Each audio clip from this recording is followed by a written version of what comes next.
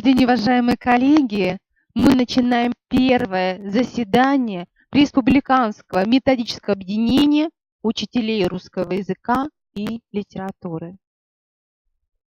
Сегодня мы с вами должны сформировать единое образовательное пространство для выработки тех решений, которые в дальнейшем будут применяться на уровне Республики Коми, на уровне всех педагогов нашей республики. На федеральном уровне основная задача, прежде всего,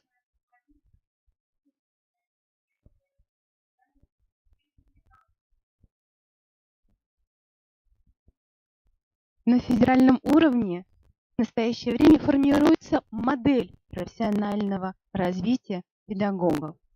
И сегодня мы с вами будем обсуждать не проблемы, а именно пути решения тех задач, которые рассматриваются на федеральном уровне с точки зрения именно федеральных документов, о которых мы тоже сегодня с вами будем говорить. Уважаемые коллеги, Институт развития образования является оператором взаимодействия республиканских объединений педагогов и профессионального сообщества. И сегодня мы очень рады, что в нашей студии присутствуют председатели Республиканского методического объединения Наталья Станиславовна Сергиева и Татьяна Петровна Матвеева. И я передаю нашим коллегам слово. Здравствуйте, уважаемые филологи. У нас сегодня первое происходит установочное заседание. У нас очень большой, плотный, напряженный график работы, потому что нам нужно будет с вами утвердить все пункты, вернее, все планы заседаний на этот ближайший год. Нам нужно с вами утвердить положение о нашем республиканском методическом объединении учителей русского языка и литературы. Ну и к тому же Наталья Станиславовна только что вернулась из Москвы и привезла нам массу новостей о том, как мы нам, филологам, жить в ближайшем будущем. Поэтому вот за это короткое время до круглого стола мы с вами все это и обсудим. Итак, значит, прошу. Так, вот к нам еще подходят гости. Прошу, пожалуйста, включить презентацию установочного заседания.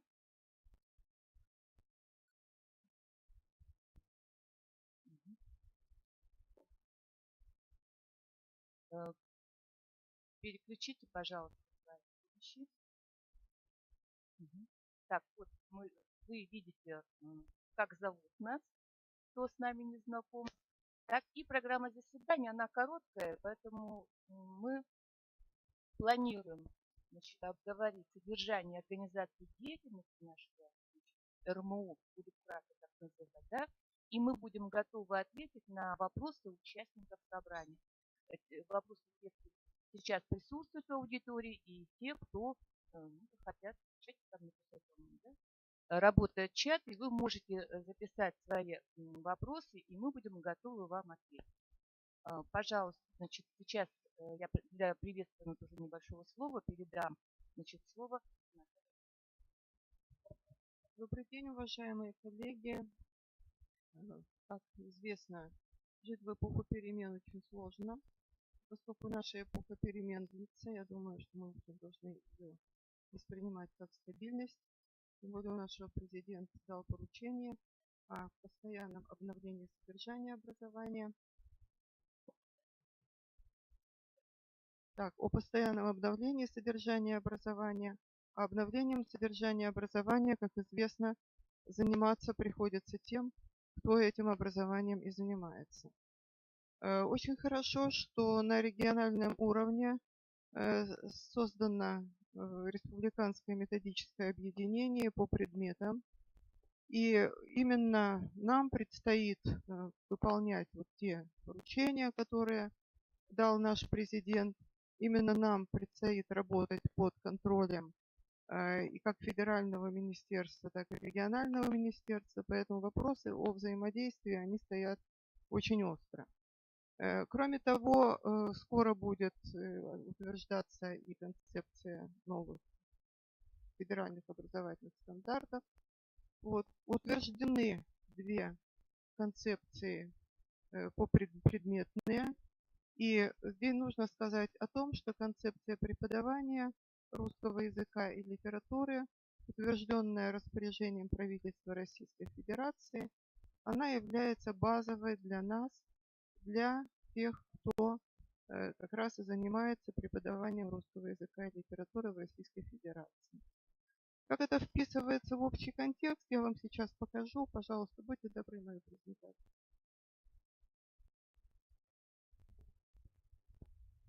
Вот, именно так я назвала свое небольшое сообщение, потому что те цели и задачи, которые нам предстоит выполнять, нам нужно будет выполнять как раз вот в контексте обновления содержания образования. Пожалуйста, следующий слайд.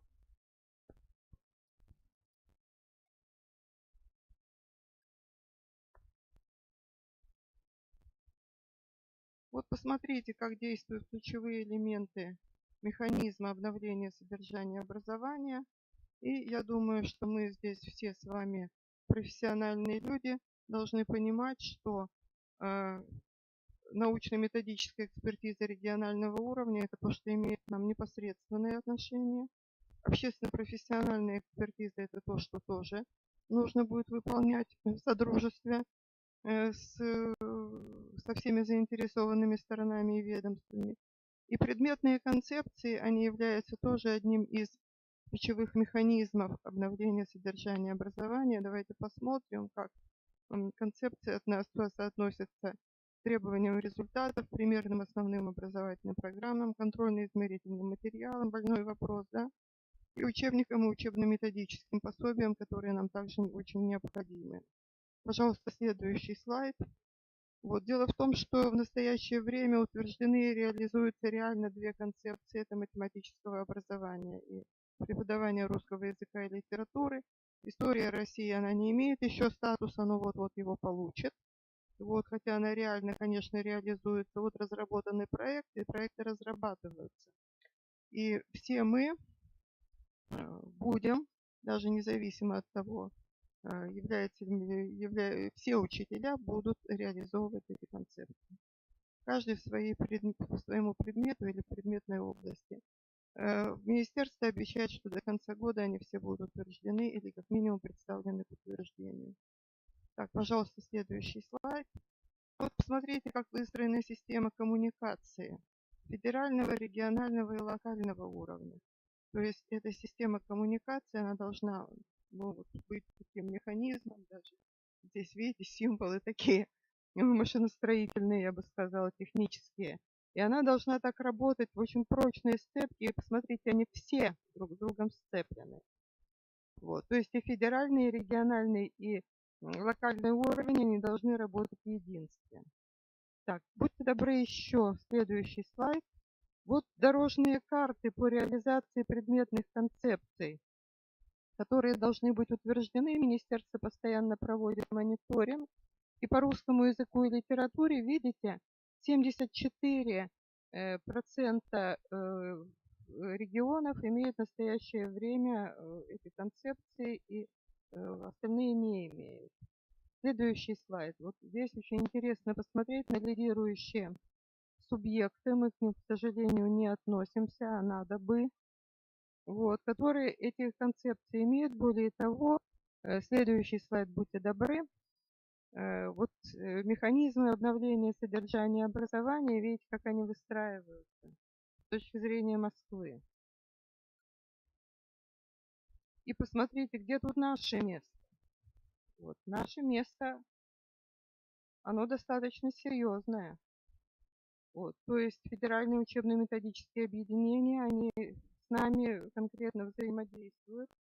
Вот, и мы тесно должны взаимодействовать с общественно-профессиональными объединениями. Это очень важно, потому что нам нужны региональные отделения реально работающие, и они нам необходимы. Почему? Во-первых, они объединяют специалистов, предметников, а во-вторых, они могут выступать как грантополучатели. То есть мы можем свои идеи получить поддержку на их реализацию. И вот посмотрите, еще представители работодатели общественных организаций, институты развития образования, они тоже должны тесно взаимодействовать. Умообразовательных организаций. Вот. И вот такая схема, она должна реализовываться, мы должны находить в ней свое место. Так, будьте добры, дальше. Так, вот я здесь говорю о концепции преподавания русского языка и литературы. У меня такое предложение, Галина Владимировна, может быть, нам все-таки привязать вот эти предметные наши объединения к концепциям реализации предметов. Более того, мы взяли на себя смелость ввести цели и задачи концепции как вот нормативную базу в свое положение. Правда, сделали это не очень смело. Вот, но так, еще следующий слайд. Ну, это выдержки. Всем понятно, что такое литература, что такое русский язык. Пожалуйста, еще просмотрите, еще раз проясните. Здесь проблемы изучения русского языка и литературы, они все изложены в концепции, не буду на них останавливаться, все мы можем с ними познакомиться. Мотивационные, содержательные, методические, кадровые, будьте добры, дальше. Вот мы все их постарались положить, или во всяком случае планируем это сделать. И вот наше республиканское учебно-методическое объединение учителей русского языка и литературы. И мне кажется, что цель, которая в типовом положении обозначена как повышение эффективности работы учителей, заменить на эффективную реализацию концепции. Потому что без этого как бы эффективности работы учителей не будет. И самое главное для нас это услышать учителя. Мы объединяемся не для того, чтобы решать какие-то глобальные задачи, а для того, чтобы понять, что на самом деле происходит. И самый главный вопрос русской классической литературы – что делать? Потому что нам нужно понимать, что делать. Здравствуйте. Так, давайте посмотрим дальше. Значит, вот те проблемы регионального методического объединения, которые я сейчас вижу. Это, во-первых, неупорядоченность региональных учебно-методических структур. Наверное, надо будет на это посмотреть. Потому что мы должны быть каким-то единым целым. И пока мы чувствуем определенную свою, наверное, самостоятельность, даже не самостоятельность, автономность, вот, и не очень хорошо понимаем, как мы взаимодействуем с республиканским нашим учебно-методическим объединением. Нормативное обеспечение, вот то типовое положение, которое нам дано, в его основе лежит типовое положение УМО 2013 года, оно нам, наверное, не очень хорошо подходит. И организационное сопровождение. Значит, я сразу хочу сказать, что это не недостаток, это просто задача. Это задача, потому что нам нужно знать, я очень много лет работала в составе федерального учебно-методическое обеспечение по классическому университетскому образованию, входила в президиум Совета по филологии. Мы всегда очень хорошо знали, куда нам в министерстве обращаться. Вот. И министерство знало, кому нужно набирать, когда существует какая-то проблема, какая-то нерешенная задача. Значит, я сейчас только с удивлением узнала, что, оказывается, у нас имеется дорожная карта реализации концепции русского языка и литературы, где бы ее еще найти. Вот, поэтому в любом случае ее надо, наверное, поднять и обновить, потому что если она существует, федеральная есть, она достаточно большая, 30 страниц занимает, вот, и посмотреть, как они соотносятся, и посмотреть, как нам отчитываться. Отсутствие действующих общественно-профессиональных объединений учителей и предметников, то, о чем я уже говорила, и отсутствие системы поддержки общественно-профессиональных сообществ, включая нас, потому что мы тоже фактически общественный совет учителей, вот, и мы тоже нуждаемся в определенной поддержке. Не обязательно нам нужно платить надбавку к зарплате, но включать в какие-то серьезные проекты, давать возможности получения грантовой поддержки, вот, помогать нам с повышением квалификации, профессиональным развитием, со всем этим нужно. Так, пожалуйста, следующий слайд. Значит, с точки зрения педагогического сообщества, дело в том, что я просила Татьяну Петровну дать определенный, так сказать, перечень больных вопросов, которые касаются методической работы. Она здесь вот это вот все изложила. Вот, я сразу скажу, что все это решить мы не можем, но болевые точки-то нащупаны. Здесь нужно понять, что никто нам ничего сверху не спустит и не даст. Прошла та пора, когда мы все работали по каким-то типовым учебным планам, совершенно единым. И мы, даже если будем решать эти вопросы, мы будем решать их снизу. Вот, поэтому так важна поддержка учителей и предметников. Пусть они не применяют инновационные методы, но они работают эффективно, они дают хорошие результаты, и нужно посмотреть, как они это делают, для того, чтобы этот опыт можно было распространять. Вот. Кроме того, если центральные наши структуры, они занимаются очень усердно разработкой КИМов для итоговых аттестаций, то все, что касается вот этой прослойки между этой итоговой аттестацией, это все, простите, наше дело. Куда от этого не деваться. Вот. Дидактические материалы, это тоже нам нужно смотреть вот эту общую практику, лучшую практику. И вот очень важно, я потом к этому еще раз вернусь, это учет региональных, национальных и этнокультурных особенностей при реализации ФГОС. Это то, что является нашей изюминкой, то, что нам нужно показывать. Так, пожалуйста, следующий слайд. Вот, поскольку мы хотели услышать, говорим о том, что нужно слушать учителя, значит, и это, конечно, система профессионального роста. Это очные программы, связанные с содержанием предметов. Это программы повышения квалификации для учителей русского языка и литературы из глубинки из национальных республик. Более того, мы направляли это предложение о том, чтобы, ну вот я уже не на одной конференции, ни в одну в резолюцию это входит. Я надеюсь, что нас все-таки услышат, потому что это очень важно, чтобы учитель русского языка и литературы, работающий в глубинке, имел возможность выехать в Москву, послушать хорошую русскую речь, пообщаться с теми, кто является ведущими учеными.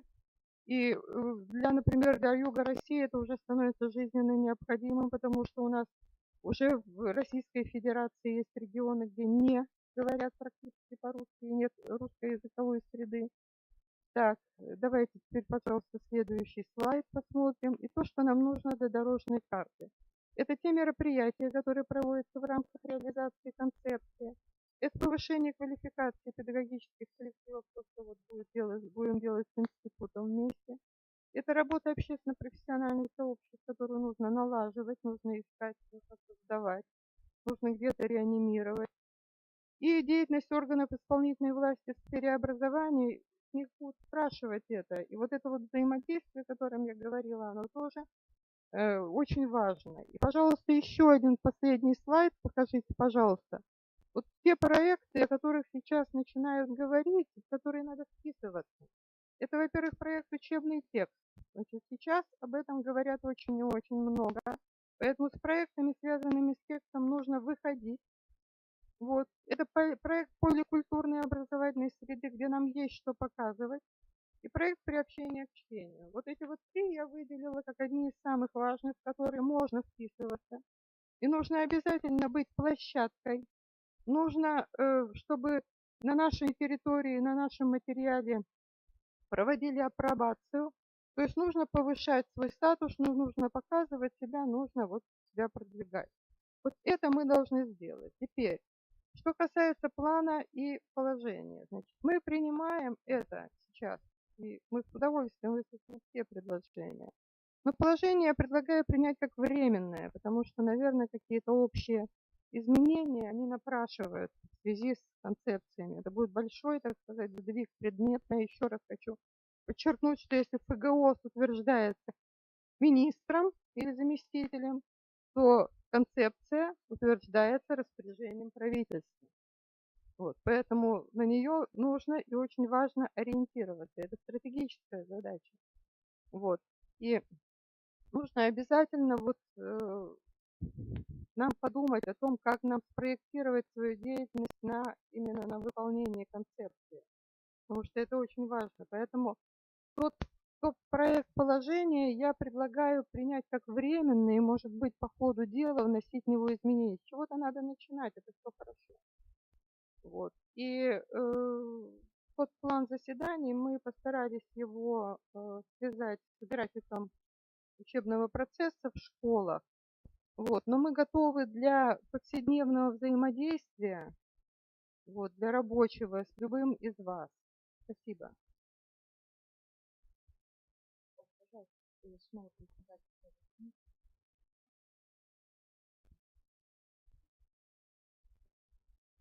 Так, вот здесь довольно мелко. Я думаю, что может хорошо будет видно, да?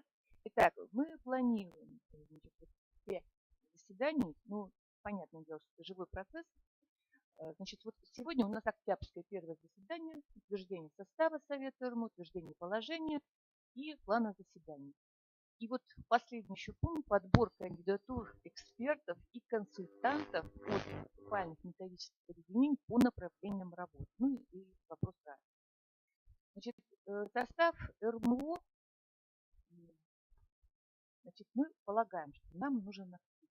Вы понимаете, что вот те, кто зарегистрировались на сайте КРО, значит, муниципальные, значит, в РМУ, да, вот это пока неизвестные для нас люди, то есть они зарегистрировались, но кто из них активен, мы, честно говоря, пока не знаем. Поэтому мы предполагаем сделать следующее. Мы рассылаем по муниципалитетам отдельный файл, в котором предлагается выполнить определенную работу для руководителей, ну, ММУ, да, там у кого есть они, у кого нет, где они нам этот актив прямо распишут. И хочу от них получить маленькую презентацию, какой-то файл, желательно бы с фотографиями, честно говоря, имя, фамилия, отчество, работы, чем известен этот человек. Мы очень плохо, к сожалению, знаем состав наших муниципалитетов, я имею в виду филологов. Вот назвать нам сложно. И вот я уверена, что у каждого руководителя муниципального методического объединения вот есть эти, 3-5 человек, которые являются опорой в его работе. Он прописан, я даже вот, он готов, его только для рассылки. Я просто хочу поставить, флешку включить, я забыла. Там будет расписано, значит, примерно по 3 пунктам. То есть филологи, которые известны прежде всего работой с детьми. У нас есть филологи, которые любят работать с детьми, но они люди не публичные, их не увидишь на конференциях, да, и тем не менее у них отличные результаты, да, по работе. И вот такие. Уважаемые коллеги, то есть мы говорим о формировании экспертного сообщества, да. И мы понимаем, чтобы мы познакомились с лучшими педагогами, которые работают в муниципальных образованиях, мы вам предлагаем алгоритм взаимодействия с нашими председателями. Мы направим информационные письма в каждый муниципалитет, представим алгоритм предоставления кадровой информации. Скорее всего, это будет информация такого характера, которая позволит нам увидеть практику включения их в различные мероприятия с точки зрения оценочных процедур, возможно, на уровне муниципалитетов. Я уточню, мы там написали, какие направления работы, и вот у каждого есть ценность в этом вопросе. Уважаемые коллеги, если вы нас слышите, пожалуйста, проинформируйте нас, что вы согласны, что мы такую работу начинаем, и для вас она понятна, и вы с ней согласны именно с таким содержанием нашего взаимодействия. Уважаемые коллеги, я прошу сейчас направить нам информацию от каждого муниципального образования. Форум открыт. Поэтому, уважаемые коллеги, нам это очень важно, услышать вас.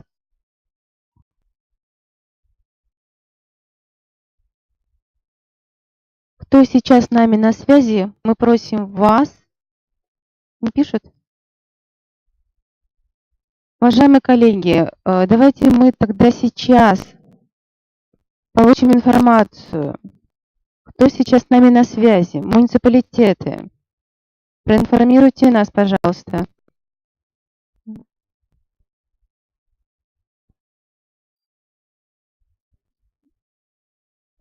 Мы открываем сейчас наш форум.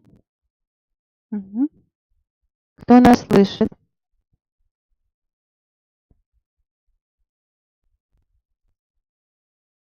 Мы продолжаем, но в это время мы просим вас предоставить нам именно о вас какую-то содержательную информацию, что вы с нами на связи. что мы не потеряли вас именно в период нашего подключения. Продолжаем. Значит, вот это именно будет файл знакомства. Значит, первая группа, я уже сказала, это учителя, филологи, понятно, известные прежде всего работают с детьми, имеющие результаты, значит, неурочной деятельности и образовательной деятельности в целом. Вторая группа – это учителя, которые как раз-таки обобщают свой опыт, готовы всегда выступать, делиться и известны прежде всего своими выступлениями на конференциях, публикациями в сборниках. То есть люди, которые готовы делиться, умеют делиться, знают, как делиться. Это будет вторая группа. И третья группа – это те, кто как раз уже известны как эксперты, которых постоянно, как в качестве приглашенных специалистов, приглашают, да, для экспертизы. Они имеют опыт, они знают, что это такое. Да? И вот такие три группы, потому что мы нуждаемся именно в таких людях. Яна Петровна, предлагаю предоставить слово представителям муниципальных образований. У нас в студии находятся представители Калькировского района, Прилукского района, Сосногорска, Сыктывкара. Уважаемые коллеги, ваше мнение? Мы предоставим слово.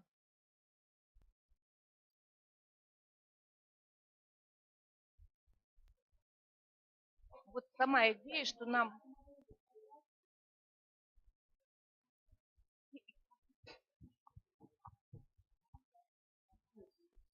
Мы на местах сами варимся в собственном соку. Что придумаем, то и сделаем. В марте собирается творческая группа, фантазируем. И, если честно признаться, то идем по тем же накопленным рельсам. Только, может быть, чуточку улучшаем, исправляем свои ошибки, анализируем, что не получилось, что получилось. А вот централизация, она нам поможет больше узнать, перенять опыт тех, кто работает лучше, может быть, чуть-чуть поделиться. Сосногорский район, Петруш Надежда Николаевна. Я просто рада, я вчера переслали мне презентации, я сразу же определилась, и буду смотреть, я приехала. Спасибо, коллеги. Кто-то еще подключается к нам? Кому-то передать микрофон, уважаемые коллеги? Сама идея знакомства, она не называется, я так понимаю, да? Что мы должны знать... То есть мы формируем экспертное сообщество. Будет создан совет РМО, учителей русского языка и литературы. И далее мы понимаем, что все равно это будет вертикаль нашего взаимодействия. Будут созданы объединения на уровне каждой образовательной организации, муниципального образования, да, и уже на уровне республики совет будет обсуждать, принимать какие-то решения, которые будут в дальнейшем транслироваться на уровне всего сообщества. Во всяком случае, мы собираемся вертикально выстроить. Для этого, я повторяю, нам нужно сначала знать конкретные фамилии, так именно людей, которые всегда активно себя проявляют, которые просто не могут иначе жить, а они просто не представляют себе, как можно работать по-другому. Нам очень нужны вот эти имена. Людей, которые готовы работать с нами, вместе с нами. Делиться, не только учиться, но и делиться. Работы очень много. На самом деле работают, любят работать, знают, долго работают, хорошо работают. Ну, много чего делаем, да? Но нам бывает иногда трудно определиться, нужно нам это или не нужно. Вот мне интересно, проводят ли в других районах какие-то срезы знаний ежемесячные по типу их. Потому что ежемесячные? Да. Допустим, контрольная работа, часть работает. Хорошо, я поняла вас. Во-первых, значит, вы должны, то есть у вас вопросы по оценочной деятельности, правильно? И вы хотите знать, а как построено это в других муниципалитетах, да, как это делается в других образовательных организациях. Какая частота, периодичность, да? Дальше, как это вообще выстроено, да? Вот какие механизмы есть, да? У нас там, кстати, есть такой план. Пункт в плане. Это контрольно-оценочная деятельность на уровне образовательной организации. Да, в рамках круглого стола, То конечно. есть вы сами подбираем задания, хорошо выучите. Эта Чего тема у бы нас нам? есть, потому что я сразу знаю, это больное место, именно контрольно-оценочная деятельность. Так.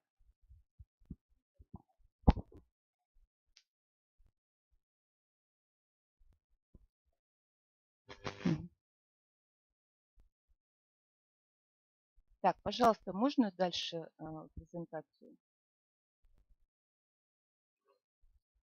Так, и поскольку в этом файле будут указаны направления деятельности, которые нас на данный момент нам кажутся актуальными, да, то мы предлагаем кандидатурам самим записаться. Мне интересно заниматься контрольной оценкой. Ожидать от филолога, что он будет везде, это, наверное, будет не очень. Да? И хотя бы если у нас по каждому направлению будет небольшая творческая группа, хотя бы от 3 человек, да, уже будет очень хорошо. И мы бы хотели получив эти файлы, эти группы составить. У нас уже будет опора на местах, и уже будет конкретные имена, к кому можно обращаться. Но это должно быть, конечно, не формальное, а декларативное заявление, да, а именно люди готовы и желательно имеющие уже опыт работы, им есть что сказать. Так, чтобы разговаривать уже профессионально о профессиональных наших проблемах. Так, на ноябрь. Хорошо. Пусть будут экспертные группы, да, конечно, пусть будут экспертные группы. Хотя у нас группа экспертов как раз будет отдельно, потому что не все. Знаете, у нас есть эксперты, те, которые занимаются экспертизой, предположим, экзаменов, да, это одна, так сказать, квалификация, да, а есть эксперты более высокого уровня, которые могут проанализировать учебно-методические чьи-то разработки, да, могут чужие программы посмотреть, написать экспертное мнение. Но мы будем рады всем, конечно, экспертам. Дальше, на ноябрь мы хотели поговорить о нашем учебно-методическом обеспечении учебного процесса по русскому языку и литературе в свете новых федеральных государственных стандартов. Как вы понимаете, у нас вопрос учебника, каждый раз на курсах с учителями разговор идет о том, что нам требуется по стандартам и что у нас есть в библиотеке. Знаете?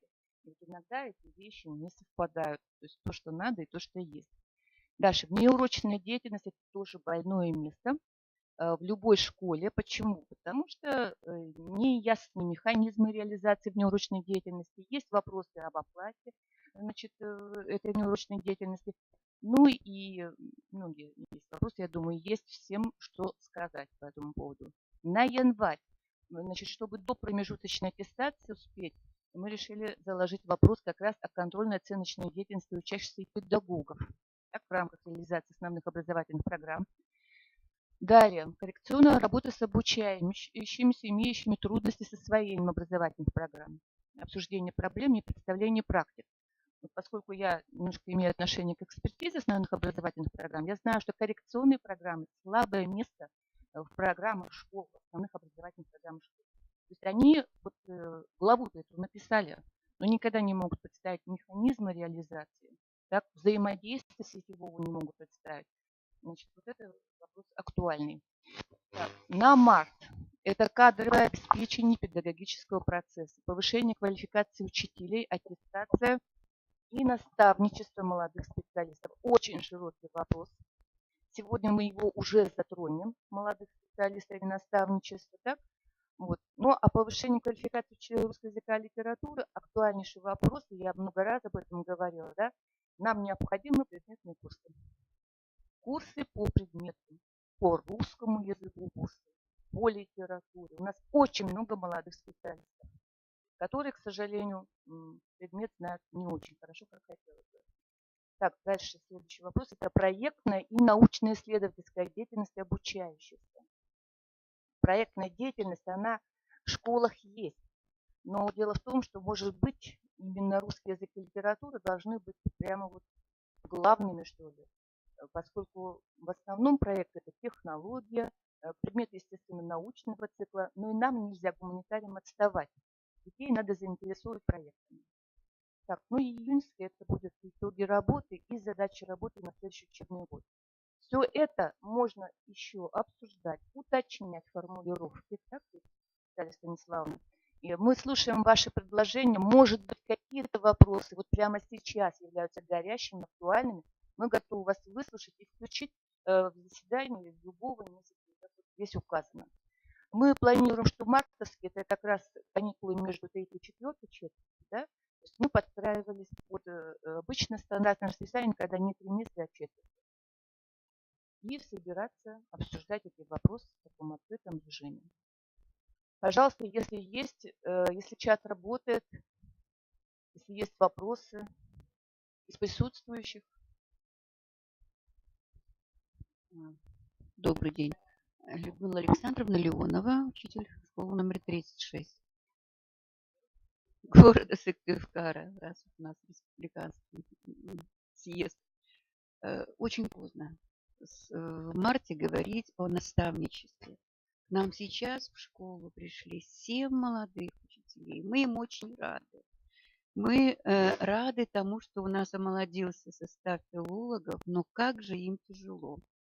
Нас 3 аксакала, и вот на 7 нас просто не хватает. И девочки хорошие, талантливые, добрые, не хочется их потерять. Как бы нам это пораньше сделать, подвинуть. И сейчас, да. Я думаю, что это актуально не только для нашей школы. Хотя мы в таком, может быть, и выгодном положении. Омоложение кадров – это благоприятный исход событий, но вот ситуация такая. Вот. Математики-то уже испугались, убежали. Филологи у нас еще крепкие орешки, потому что не убежали. Да, за сентябрь. За сентябрь математики убежали. Спасибо.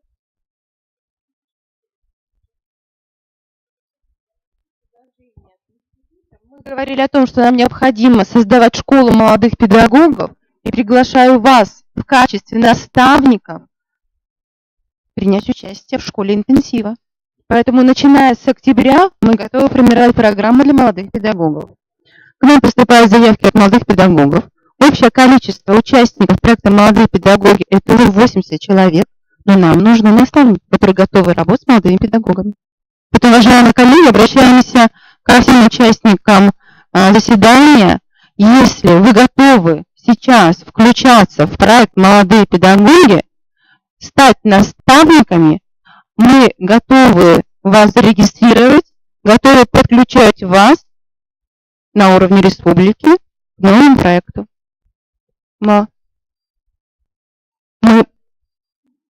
Мне кажется, это нужно на уровне каждого муниципального образования организовать. У нас встреча с наставниками планируется в начале ноября, потому что мы понимаем, что проблема, она есть на уровне каждого муниципального образования, но, к сожалению, мы еще не готовы отрабатывать технологию наставничества. Она потеряна, к сожалению. Поэтому, уважаемые коллеги, включаемся и как эксперты в составление программы интенсив для молодых педагогов. Это же предложение для РМО, уважаемые коллеги. Вместо молодых педагогов, то есть вот, мы знаем уже, что в 36-й школе вот такая ситуация. То есть просто нужно знать. И тогда можно отрабатывать другие разные формы, даже вплоть до того, что может быть онлайн-консультации дистанционные. Вот. И, кстати говоря, помощь в том числе и наставникам школьным. Вот, потому что это проблема выживания молодого педагога в школе, она на самом деле очень важная. Если молодой педагог не получает сразу поддержки, то он действительно просто быстро перегорит, либо решит, что он ошибся с выбором профессии. Тем более педагогический труд, он, кроме того, что он дает большое удовлетворение, он психологически очень затратен. Вот, и очень большие методические, конечно, проблемы, да, надо поддерживать. Угу.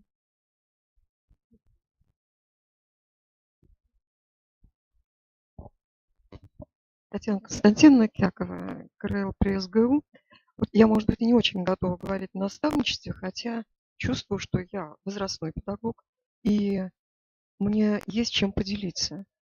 Я действительно не очень хорошо понимаю технологию на расстоянии.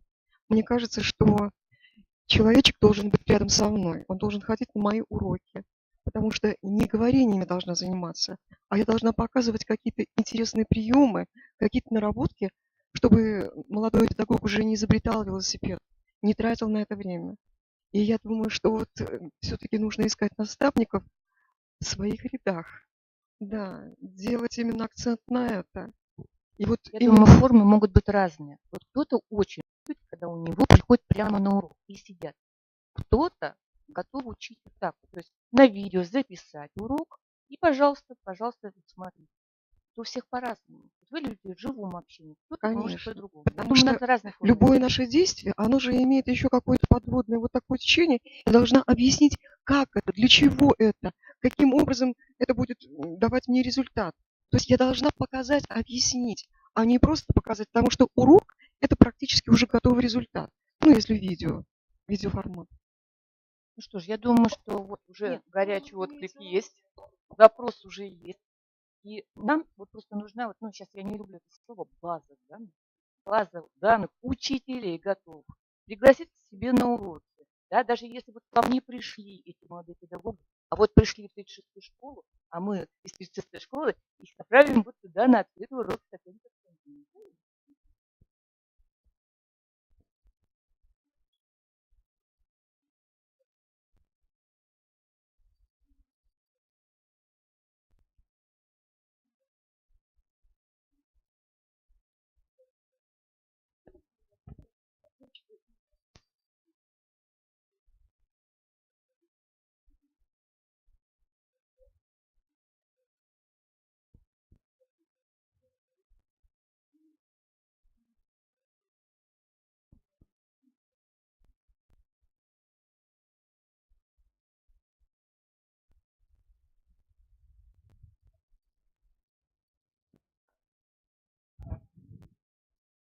Так, уже вот две актуальные, так понимаю, контрольно-оценочная деятельность, наставничество и молодые педагоги. Мы можем, в принципе, передвинуть нашу тематику заседаний, почему бы и нет. Да? Что я скажу о молодых специалистах, студентах, которые вот сейчас от нас уехали в практику. Нельзя ли, вот я слышала, что преподаватель, да, нельзя ли этих молодых будущих учителей давать в группе, отправляя на практику в школу, дневник этого молодого специалиста, где был прописан, какой технологии его обучить, чему конкретно, потому что я дала то, что я могу дать. А было бы замечательно, чтобы и студент меня чему-то научил, чтобы я немножечко тоже с ним подвинулась вперед, повыше. Потому что вот мне повезло, в прошлом году у меня была очень умненькая девочка. Я не научилась не идет, потому что их учат новому. С них требуют новому. Чтобы это общение было обоюдно полезным, пусть у них будут какие-то дневники, не просто заполните мне вот здесь характеристику напишите, оценку поставьте, чтобы вы с ней видели, мы с ней, если я не знаю, я знаю, Так, ну это, наверное, уже вопрос такого координационного характера, и это, наверное, дневничок, то он должен быть не от школы.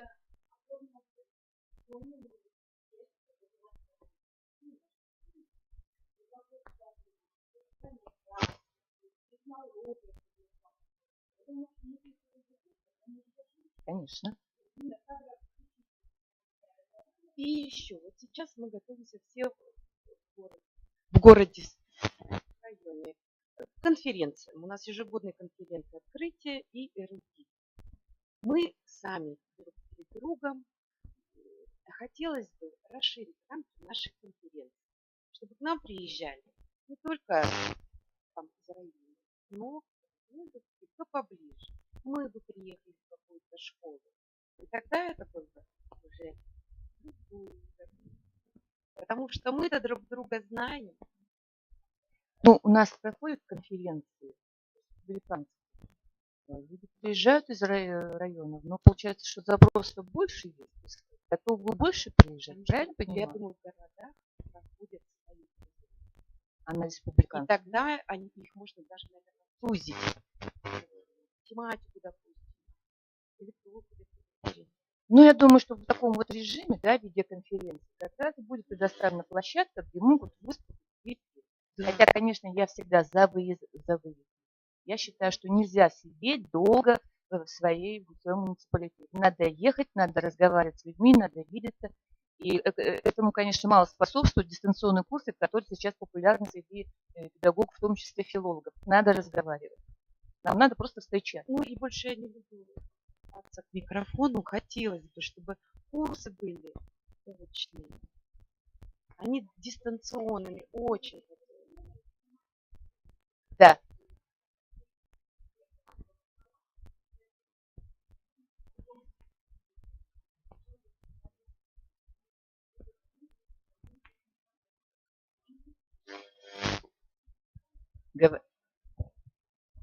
Спасибо, уважаемые коллеги. Продолжаем заседание. Еще раз. Продолжаем. Так, ну, в принципе, мы хотели между нашими заседаниями и круглым столом сделать небольшой перерыв, чтобы все могли отдохнуть. Вот. А положение, которое тоже у меня там приготовлено, но поскольку мы с Натальей Станиславовной решили, что мы его утверждаем заочно, что оно будет дорабатываться с учетом того, что мы хотим его подстроить на реализацию концепции. Правильно, Наталья Станиславовна? Так. Ну и вот нам тут говорят, надо голосовать. Ну, то есть все, что мы озвучили, да, о том, каким образом наш совет РМУ будет формироваться, план заседаний, принятие положения. Я так полагаю, мы уже готовы, да, вот на уровне установки, конечно, да, проголосовать. Ну, прошу.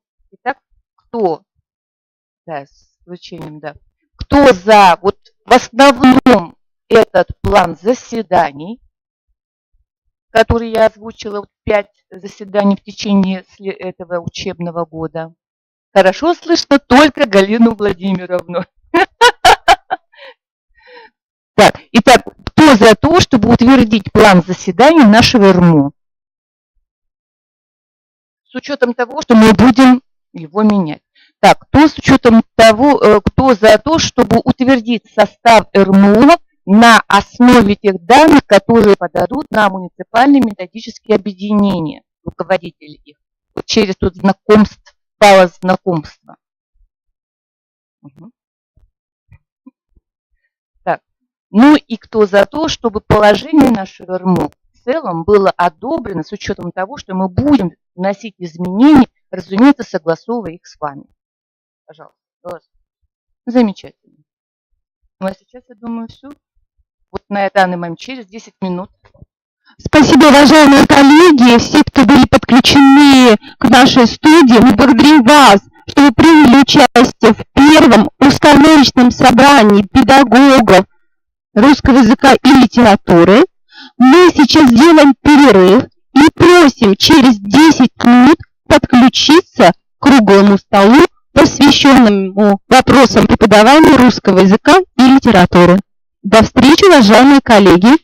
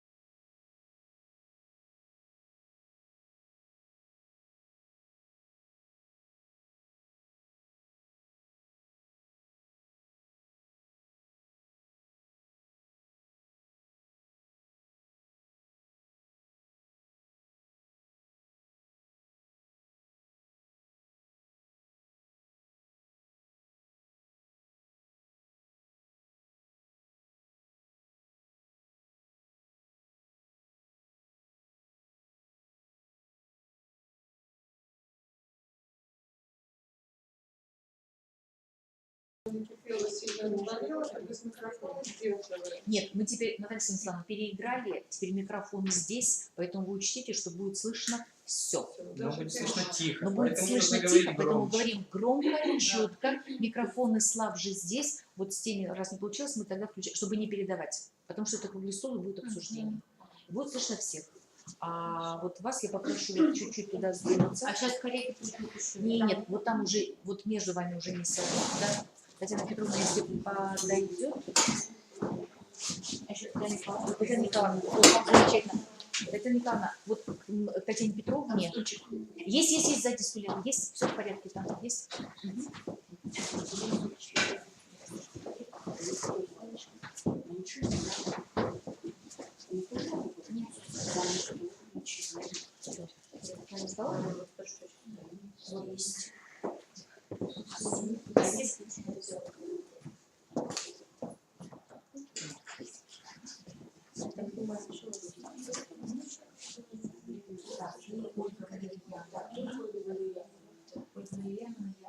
Если она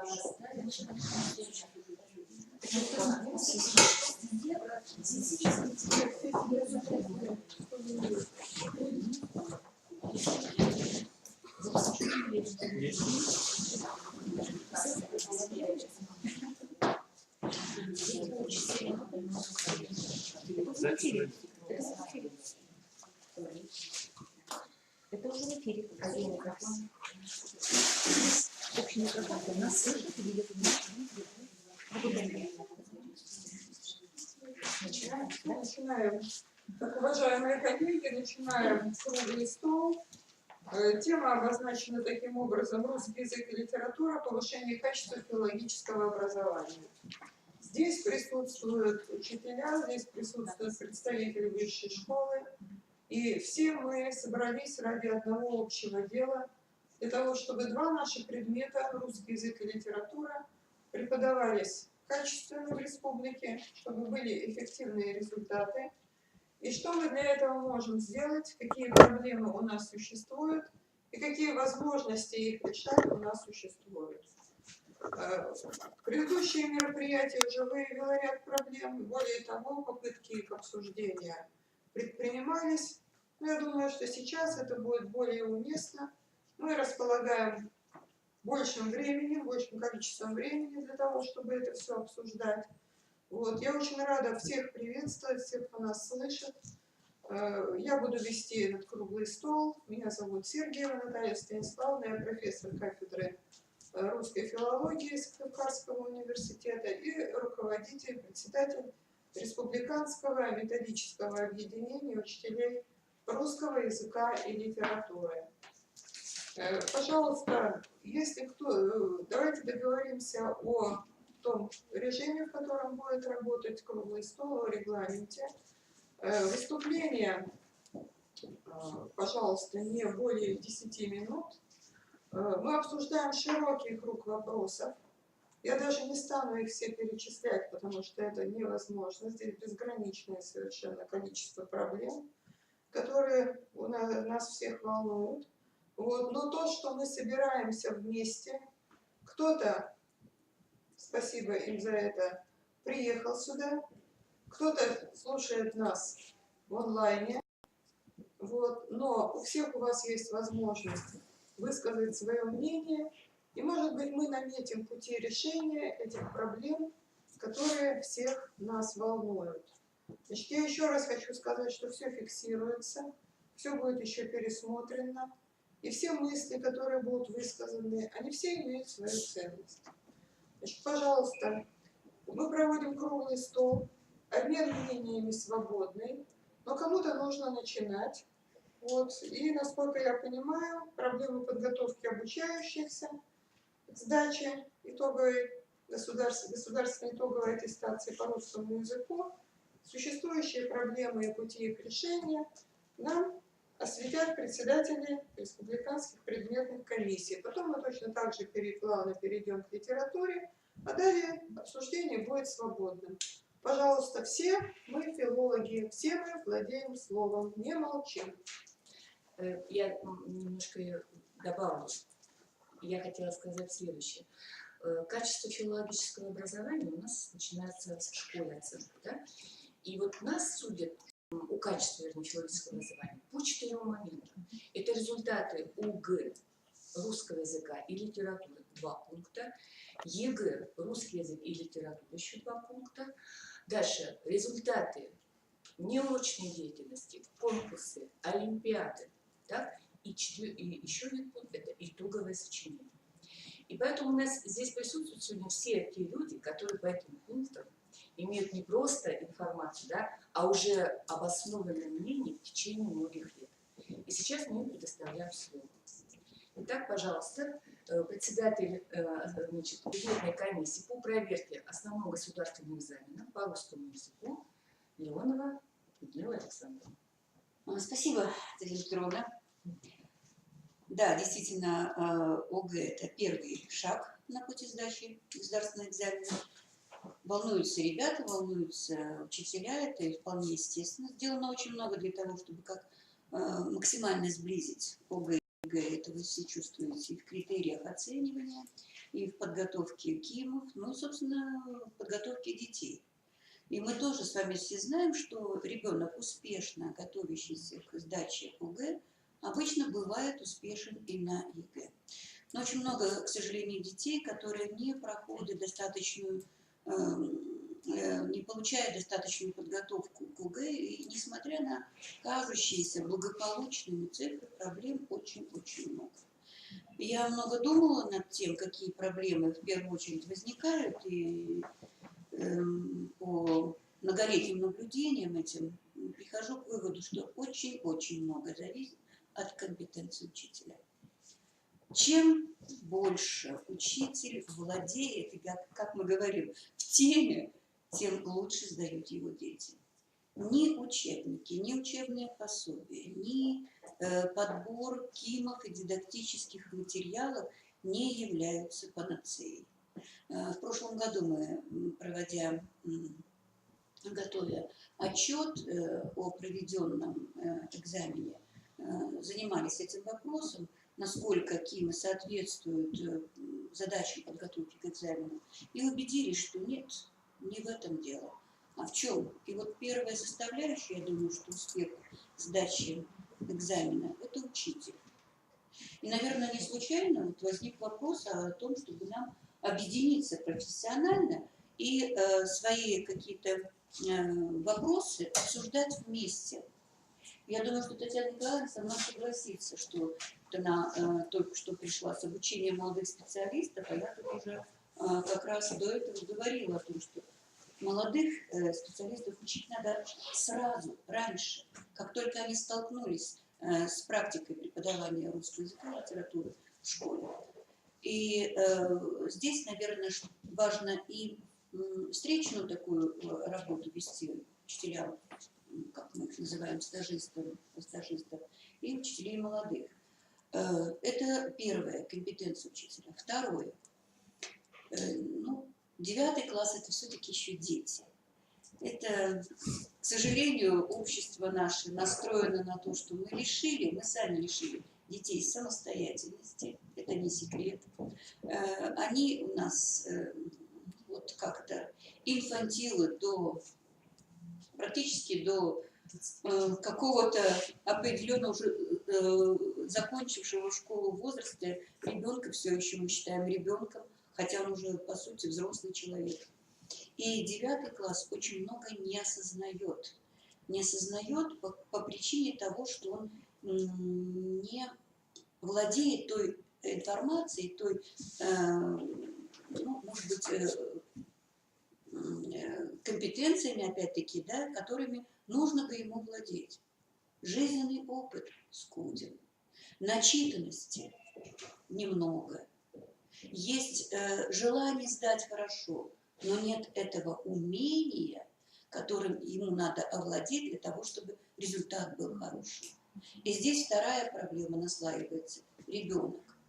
Ну и третье – уважаемые наши родители, которые нагоняют, простите, истерию вокруг экзаменов и создают ненужный иногда ажиотаж. Уже на пробных экзаменах в школе это уже заметно. Не говоря уже о том, когда наступает время для реального экзамена, нам приходится говорить о том, что с родителями нужно заранее вести разговор. Ну вот, учитель, ребенок и родитель, наверное, это надо взаимодействовать. Такой триумвират, который должен быть связан между собой и смотреть в одну сторону для того, чтобы достигнуть единой цели. Вот. Причем достигнуть ее, минуя те издержки, о которых вы сейчас говорили. Так, Татьяна Николаевна. Спасибо большое. Уважаемые коллеги, добрый день. Я бы хотела поддержать Лину Александровну и продолжить ее мысли вот в каком ключе. На мой взгляд, вот говоря о проблемах подготовки к единому государственному экзамену или к основному государственному экзамену, мы, конечно, должны говорить не только о тех субъектах, которые так или иначе заинтересованы в решении этих проблем, не только в усугублении, но еще и о тех предметных проблемах, да, которые связаны, собственно, с русским языком. Мы можем критиковать контрольно-измерительные материалы, мы можем высказывать недовольство по поводу того, какие критерии предлагаются для того, чтобы проверять компетенции детей, их уровень теоретической подготовки, их уровень практических умений и навыков.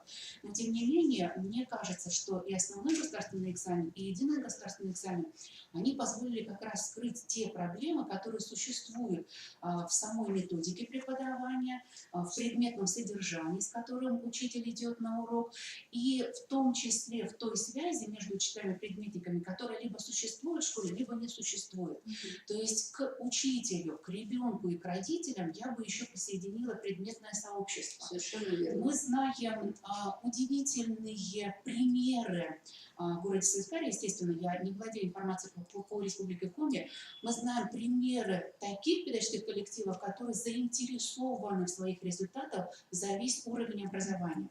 И при этом в этом педагогическом сообществе общаются не только учителя русского языка и литературы, как мы сейчас с вами, но прежде всего и другие предметники, которые прекрасно понимают, что, владея русским языком, ребенок, конечно, владеет и другими предметными областями. Потому что русский язык в данном случае становится средством для того, чтобы познавать другие предметные области. Вот если эта проблема на уровне образовательной организации понимается, то тогда мы снимаем ряд других проблем. Потому что если вот мы сейчас будем предметно проходиться по тем разделам, которые так или иначе не осваивают наши учащиеся или осваивают на низком уровне, мы с вами столкнемся с разделами, которые нужны на любом предмете. И в 9 классах, и в 11 классах дети ведь в своей свободной речи, в устной или в письменной, действительно не соблюдают элементарные нормы языка. Прежде всего, конечно, орфографические, пунктуационные, но мы с вами видим, что и грамматические, и речевые нормы ребята тоже не соблюдают. Так вот, если эта проблема обсуждается на уровне межпредметных сообществ в школе, и если принимаются конкретные какие-то решения по поводу того, каким образом следить за нормами речи на уроках истории, на уроках естествознания, то, естественно, мы видим совсем других выпускников, которые готовы вот это, точнее говоря, общеучебное умение строить высказывания в соответствии с коммуникативным замыслом и в соответствии с нормами речи. Мы видим таких выпускников, которые владеют этим умением. Поэтому мне кажется, еще об этой проблеме нужно говорить. Ну и кроме всего прочего, вот Лина Александровна затронула проблему предметной подготовки учителей. То есть мы говорим о том, что и сами учителя недостаточно владеют предметным содержанием. То есть не осознают те языковые явления, которые анализируют дети, как языковое явление, которое необходимо, конечно, и им самим тоже освоить. Но мне кажется, нужно еще и говорить о методической компетенции учителей, о том, что может быть какой-то период с внедрением стандартов мы увлеклись технологиями и начали говорить о себе в портфолио, как об учителях, которые владеют технологиями, и при этом позабыли о том, что у нас есть у всех абсолютно конкретные предметные методики. И мы очень часто на уроках, в том числе и открытых уроках, видим, насколько не только молодые специалисты, но и учителя, которые проработали и 10, и 15 лет, не владеют предметными методиками и не связывают между собой те разделы, которые должны преподаваться, конечно, в тесной связке. Например, работая с лексикой, забывает о том, что лексикорфографическая работа на уроке должна вестись в единстве. Работая с пунктуацией, забывает о том, что сначала, перед тем, как объяснять знаки препинания, ребенок, конечно, должен овладеть синтаксисом, то есть осознавать, какая конструкция сейчас перед ним, и он работает с этой конструкцией, то есть какая конструкция ему предложена. То есть мы говорить должны еще и о том, что нам необходимо усилия республиканского методического объединения и усилия муниципальных методических объединений нацелить на то, чтобы говорить с учителями о предметных методиках, обобщать предметные методики. И у меня в этой связи есть такое предложение. Конечно, очень сложно проводить конкурсы в очном формате, но, безусловно, мне кажется, вот на протяжении тех лет, сколько у нас идет ОГЭ и ЕГЭ по русскому языку, уже назрел вопрос о том, чтобы создавать общие базы вот этих вот методических приемов. Кажется, очень легко говорить о том, как ребенку найти ошибку, грамматическую ошибку в построении предложения. Но на самом деле это очень серьезная методика. И вот Людмила Александровна, наверное, меня в этом поддержит, и она эту мысль уже высказала. Бесконечное решение подобных типовых заданий номер 7 ни к чему не приводит, если учитель действительно не применяет здесь активные методики, активные приемы для того, чтобы эта грамматическая норма для детей стала осознаваема. И предложение-то у меня такое. Может быть, задуматься о заочных конкурсах, которые позволили бы нам собрать эти методики, эти приемы, может быть, контрольно-измерительные материалы, которые мы могли бы потом размещать на нашем портале, республиканском портале «Открытое образование», потому что одного конкурса, да, профессионального учителя года в данном случае, наверное, недостаточно. А вот эта работа позволила бы, во-первых, подтолкнуть учителей к тому, чтобы они задумались над этой проблемой, подтолкнуть к тому, чтобы они начали собирать материал по этой проблеме, подтолкнуть к тому, чтобы они все-таки более тщательно продумывали свое самообразование, чтобы это не была какая-то пустая тема, которую мы вкладываем просто в портфолио, прикладывая справки о том, что вы выступили на муниципальном уровне, республиканском уровне, чтобы это была осознанная программа своего самообразования по конкретной теме. Ну и кроме всего прочего, любое конкурсное мероприятие, оно так или иначе подталкивает к обмену, то есть к общению. Поэтому, может быть, вот еще с этой стороны говорить о тех проблемах, которые существуют при подготовке к ОГЭ и ЕГЭ по русскому языку. Спасибо, Татьяна Николаевна. Вы затронули две очень, на мой взгляд, важные темы. Действительно, когда мы говорим о русском языке, мы должны понимать, что русский язык – это не предмет. Это еще и средство постижения других предметов. И на это, к сожалению, очень часто не обращают внимания. На одной из конференций приводили такой пример, когда учитель в конкурсе «Учитель года», причем это был всероссийский конкурс, представлял презентацию, где было написано «посредством», значит, раздельно с окончанием «ам». Учитель истории. Вот. Когда на это обратили внимание, сказали, что вот человек переволновался, потому что презентацию в таком текущем режиме готовили, и человек переволновался. Но дело в том, что для учителя так волноваться не следует. Тем более, если он готов участвовать в конкурсах высокого уровня. Поэтому русский язык в других предметах и предметных областях – это отдельная тема, которую нам тоже с вами нельзя обходить. Существуют исследования по данной тематике, существуют и разработки по данной тематике. Если мы этот вопрос будем держать в поле зрения и доводить до руководителей образовательных организаций, я надеюсь, что педагогических сообществ, которые обращают внимание на это, наверное, все-таки будет больше. Потому что это недопустимо, когда делаются грубые ошибки по русскому языку, даже если это работа по другому предмету. И второе, на что я бы хотела обратить внимание, это действительно обмен методическим опытом, создание, может быть, банка данных, может быть, какого-то фонда методического, который мы могли бы вести и говорить об этом, потому что у всех есть какие-то свои находки, у всех есть свои достижения, и эта проблема, если мы будем решать эту проблему, это поможет и нашим молодым коллегам, вот, это поможет и нам самим.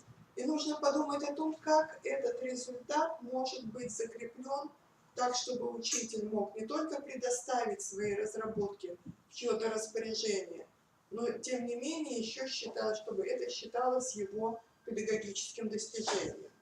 Может быть, это будет публикация определенного уровня, может быть, издание, может быть, методические разработки, может быть, их статус, когда они размещаются на портале «Открытое образование», все-таки должен быть достаточно высоким, чтобы это все проходило экспертизу. И я думаю, что это очень и очень важный вопрос. Если есть у кого желание задать вопросы выступающим, пожалуйста. А я бы хотела, честно скажу, с большим нетерпением перейти к ОГЭ и ЕГЭ по литературе, проблемам, связанным с этим предметом, потому что проверка знаний по литературе, ну, мало того, что в современной ситуации, когда уровень чтения наших детей резко понизился, интерес резко понизился, кроме того, нужно проверять область, которая плохо формализуема, вот, и в то же время, учитывая значение литературы в развитии человека, в его образовании, пожалуйста, кому из вас ОГЭ по литературе? Так, ну, мне хочется начать с цифр.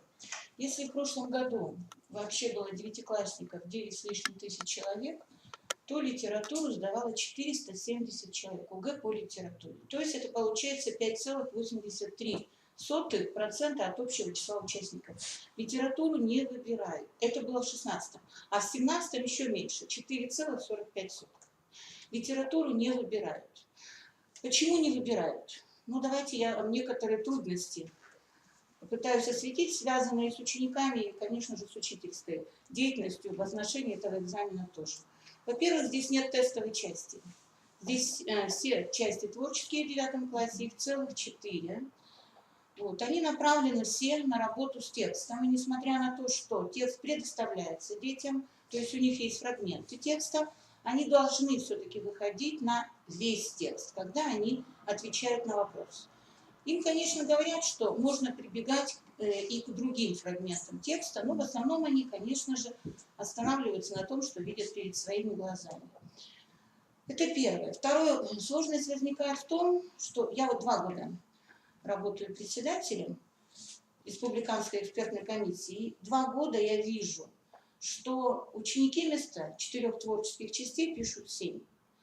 В чем дело? Почему так получается? Это значит, что они абсолютно не готовились и не знакомились ни с демоверсией, ни со спецификацией, ни с кодификатором, и пришли наобум.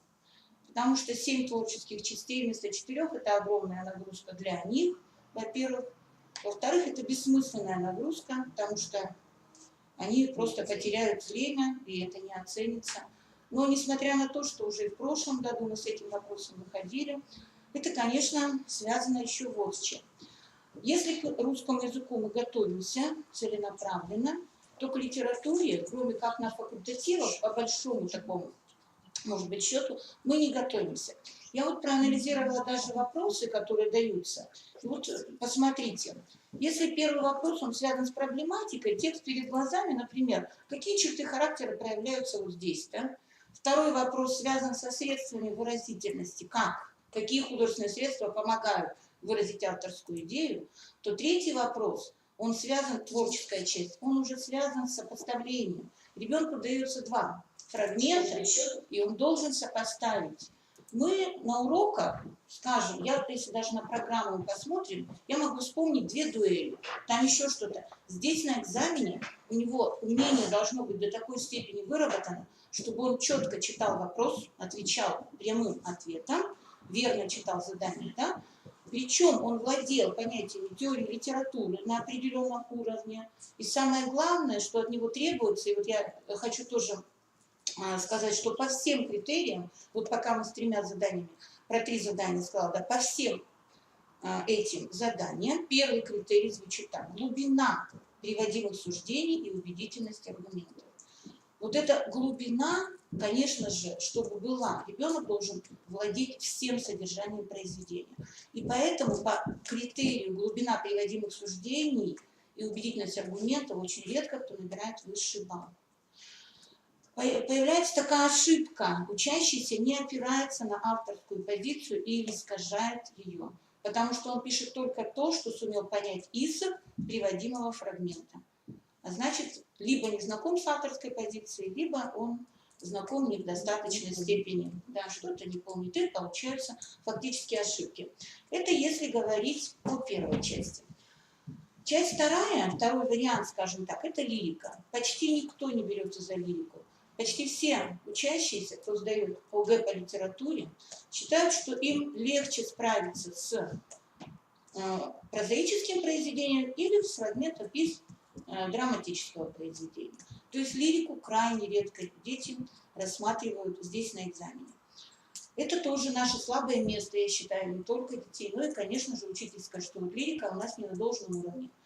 И вторая часть, это творческая часть, где ребята должны написать не больше, то есть не меньше 200 слов. Тоже нужно сказать, что темы свободного плана выбираются крайне редко. То есть, конечно же, ребенок, на что он настраивается, как он занимается на уроках, что он лучше знает, то и выбирает. Первая тема дается по тому, что уже было у них в тестовой части, ну не в тестовой, а в первой части и во второй.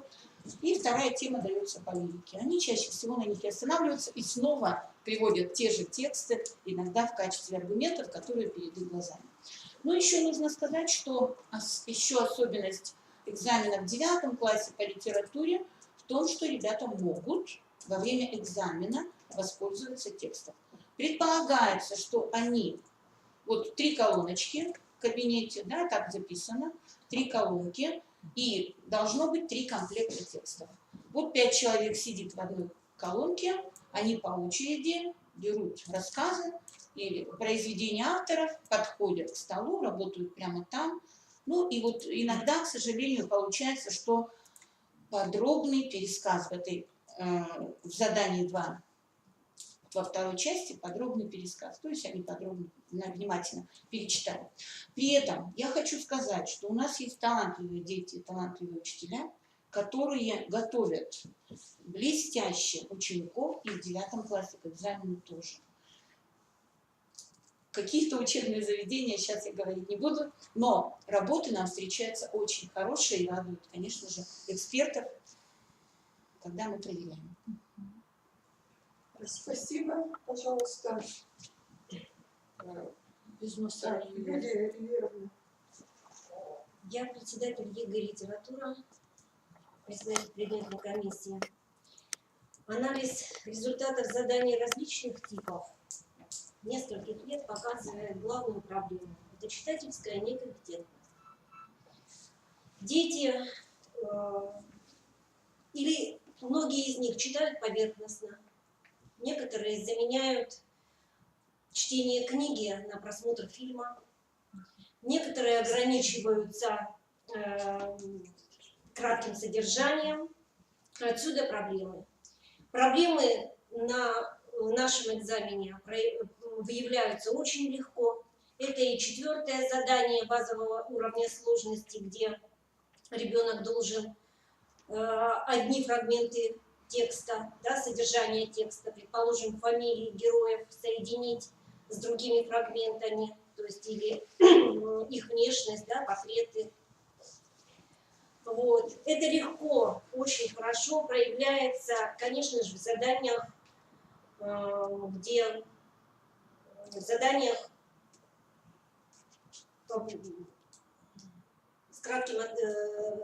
с ответом, где надо написать сочинение. Или ответить на проблемный вопрос, или написать полноформатное сочинение. Значит, незнание текстов приводит к фактическим ошибкам, серьезным фактическим ошибкам. Незнание текстов приводит к проблеме цитирования этих самых текстов. Незнание текстов приводит к подмене вообще произведений. Так столкнулись в этом году с проблемой, что учащиеся отвечая на вопрос, связанный с современной литературой, использовали для анализа тексты классиков и даже писателей XIX века. Проблема. Как можно, что можно предложить? Да? Это надо решать всему сообществу. Потому что то, что дети не читают, это проблема всеобщая. Действительно очень многое зависит от таланта учителя, очень много зависит от семьи. Если будут книги в семье есть, то и дети читающие. Вот.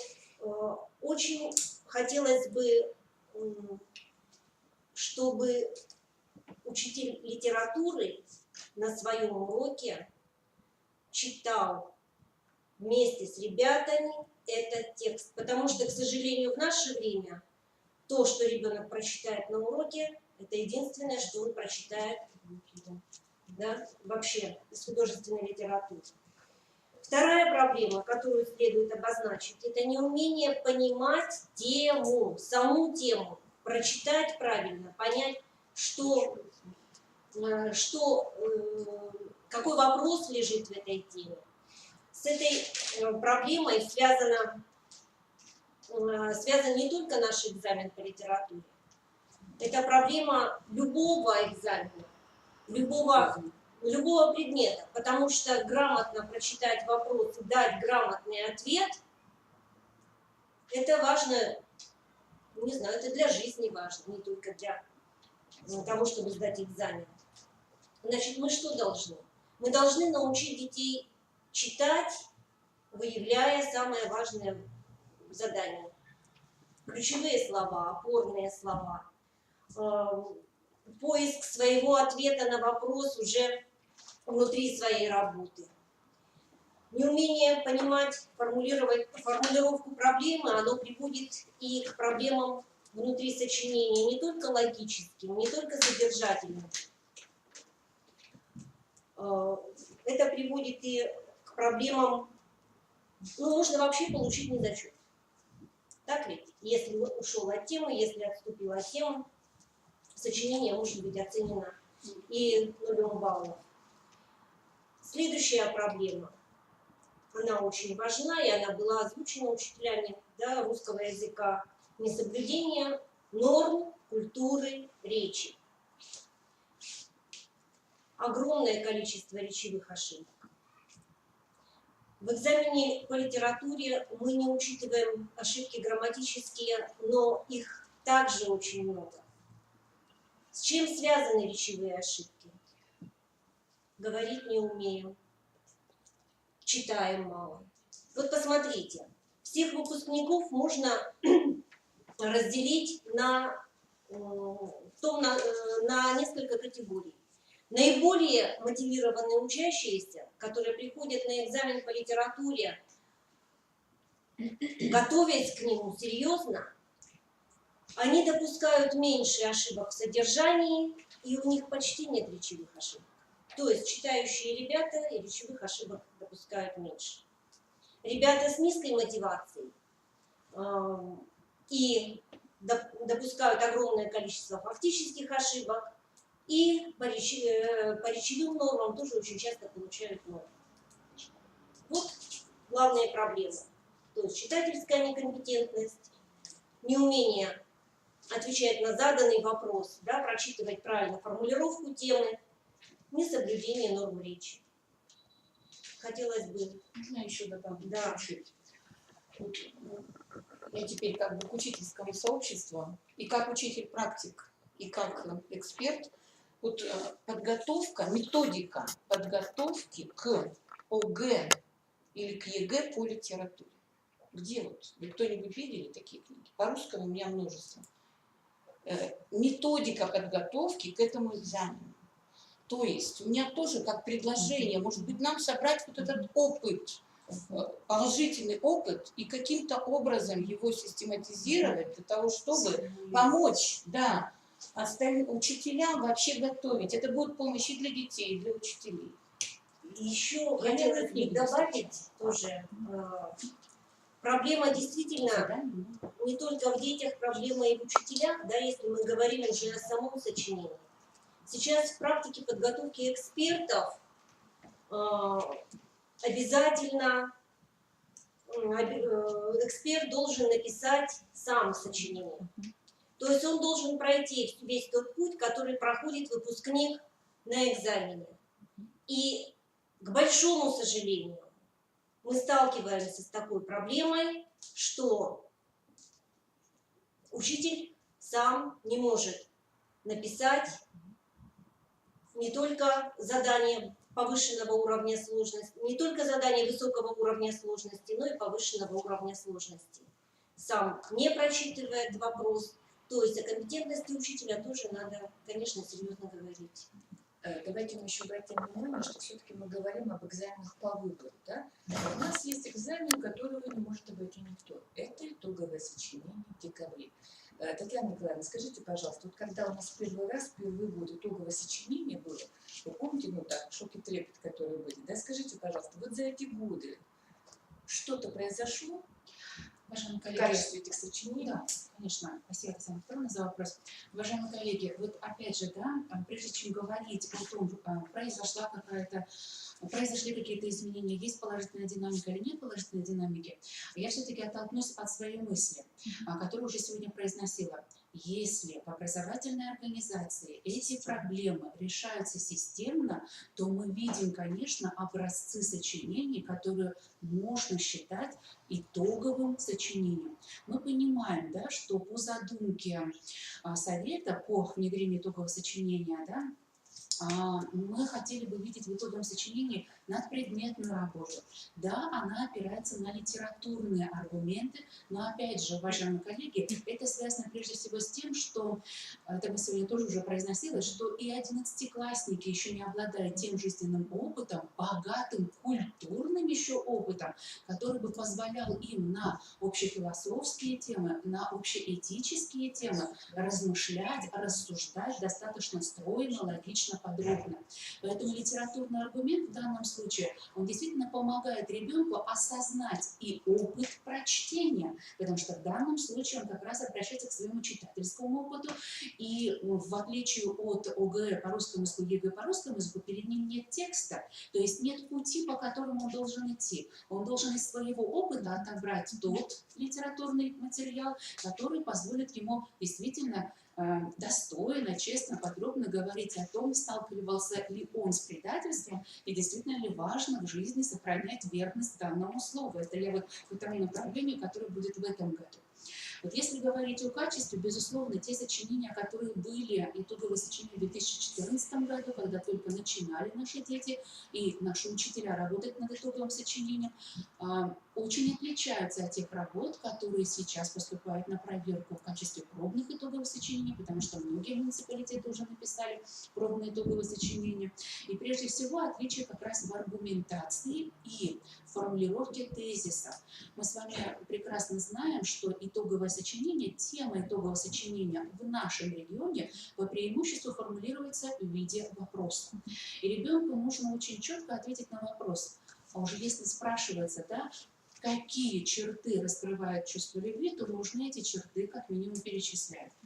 Вот если ребенок научен, а это позиция все-таки учителя, научен работать с темой, то и дальше с аргументами он тоже справляется. Так вот, последние 2 года, последние проверки, это 2016 года и 2015 года, говорят о том, что у нас действительно в образовательных организациях накоплен уже опыт возврата к таким сочинениям, которые позволяют ребенку четко ответить на вопрос, почему дом становится опорой воспитания ребенка, допустим. Или действительно ли дом отражается на характере, на личности хозяина. И мы с вами видим, что вот здесь, вот, например, во второй формулировке вообще вопросительного слова нет. Есть только частица, на которую должен среагировать и ученик, и учитель. Так вот, уважаемые коллеги, этот опыт накоплен, но мы все равно в этих работах видим муниципалитеты, в которых традиционно учителя строят это итоговое сочинение в формате 15.3, а это сочинение по понятию, которое дано.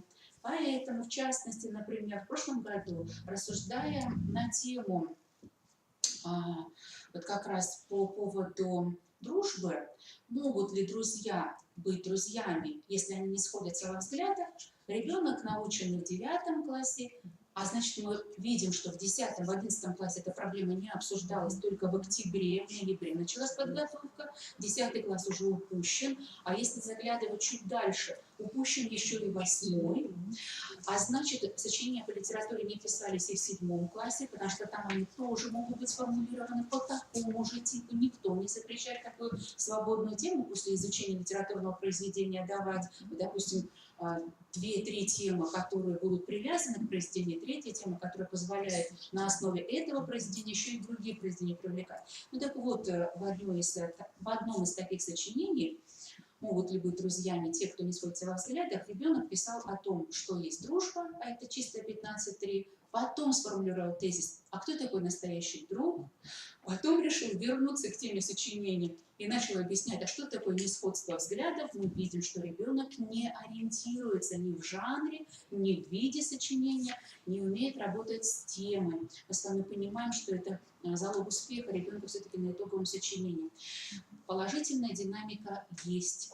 Первое. Сочинения стали гораздо больше объемом. Дети используют и 1 литературный аргумент, которого достаточно по критериям, и 2 литературных аргумента. Очень стройно. Уже, конечно, готовясь к ЕГЭ по русскому языку, встраивают и жизненные наблюдения. Очень интеллектуально смотрятся, прошу прощения за такую вот речевую оплошность, конечно, но тем не менее на высоком интеллектуальном уровне, наверное, высокоинтеллектуальный уровень развития у этих детей, которые сначала отталкиваются от своих жизненных наблюдений, а потом уже обращаются к литературному аргументу.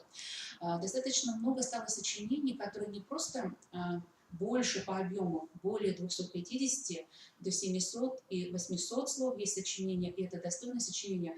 Очень много стало сочинений, в которых дети опираются не на литературные аргументы из художественной литературы, а на публицистические аргументы. То есть это дети, которые готовятся, целенаправленно готовятся к обществознанию, и они изучают эти статьи, изучают эти монографии, эти труды вместе с учителями истории, литературы и обществознания.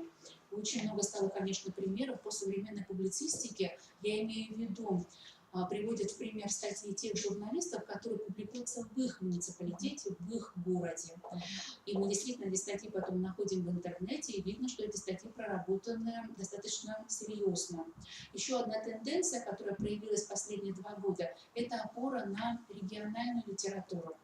Много стало появляться произведений, и это ведь тоже путь учителя, который говорит о том, что, с детьми говорит о том, что региональная литература, она позволяет высветить проблемы, характерные для нашего региона.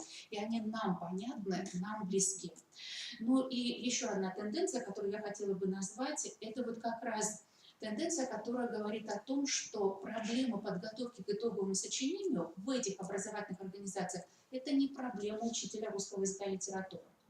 Это задача всего коллектива. То есть появляются сочинения, их пока немного, но появляются сочинения, в которых дети опираются на исторические факты. Конечно, это не литературный аргумент, они приводят это после литературных аргументов, но тем не менее на исторические факты, ссылаются на социологические исследования, на статистику. Но в то же время, конечно, удручает, что все равно остается группа ребят, и все равно есть сочинения, которые не просто построены в другом формате, но которые вообще не выстроены. То есть вот здесь я бы хотела поддержать своих коллег, которые входят в комиссию по ОГЭ по литературе и ЕГЭ по литературе. Вот когда Юлия Рибировна говорила о том, что задание не понято, мы ведь должны с вами понимать, ребенок не понимает своего коммуникативного замысла, его у него просто нет. То есть он не понимает, с какой целью он вообще принимается за эту тему. Он эту цель перед собой не формулирует, не ставит, не проговаривает, никаким образом не фиксирует ее потом ни в тезисе, ни в выводе. Поэтому, с одной стороны, да, появились сочинения достойные, с другой стороны, возникает вопрос, что происходит в других муниципалитетах, в которых сочинения не меняются на протяжении нескольких лет.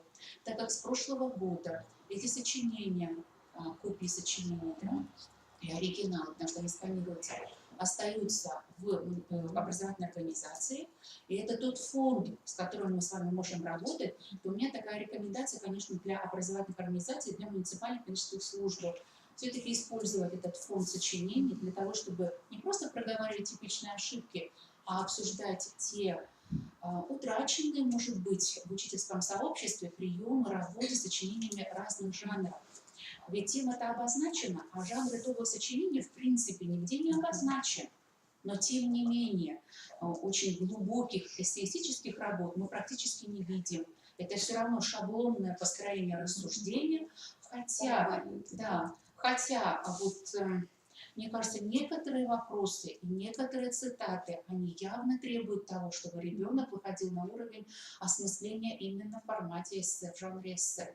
Никто не говорит о том, что мы ждем какие-то оригинальные работы в стихотворной форме. Речь ведь не об этом. Это творческий экзамен все-таки в вузах, которые набирают студентов потом на факультет журналистики. Но мы все-таки говорим о том, что ребенок должен научиться интерпретировать самостоятельно эту тему, которая ему предложена. Вот как раз о формализме, о формальном подходе, наверное, нужно говорить и говорить тоже по отношению к ЕГЭ по русскому языку, к ЕГЭ по литературе, к ЕГЭ по русскому языку, потому что это очень настораживает. Татьяна Петровна, вы тоже, наверное, согласитесь с тем, что в последние годы и в рамках ЕГЭ по русскому языку сочинения тоже приобрели такой вот формальный характер. По критериям сочинения проходит. Ребенка в сочинении мы не видим. Не видим личность, которая умеет рассуждать. Ой, вот прямо у меня с языка сорвали мысли, да.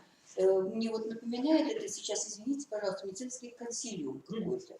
Мы врачи разных специальностей, а пациент у нас один. Вот этот вот ребенок, который идет на экзамен по русскому языку и должен в такой структуре писать сочинение. Идет на экзамен по литературе, а он уже забыл вообще, на какой экзамен пришел. И он снова пишет в той структуре, которая ему нравится. Сколько мы сочинений снимаем с проверки, потому что они не соответствуют структуре экзамена.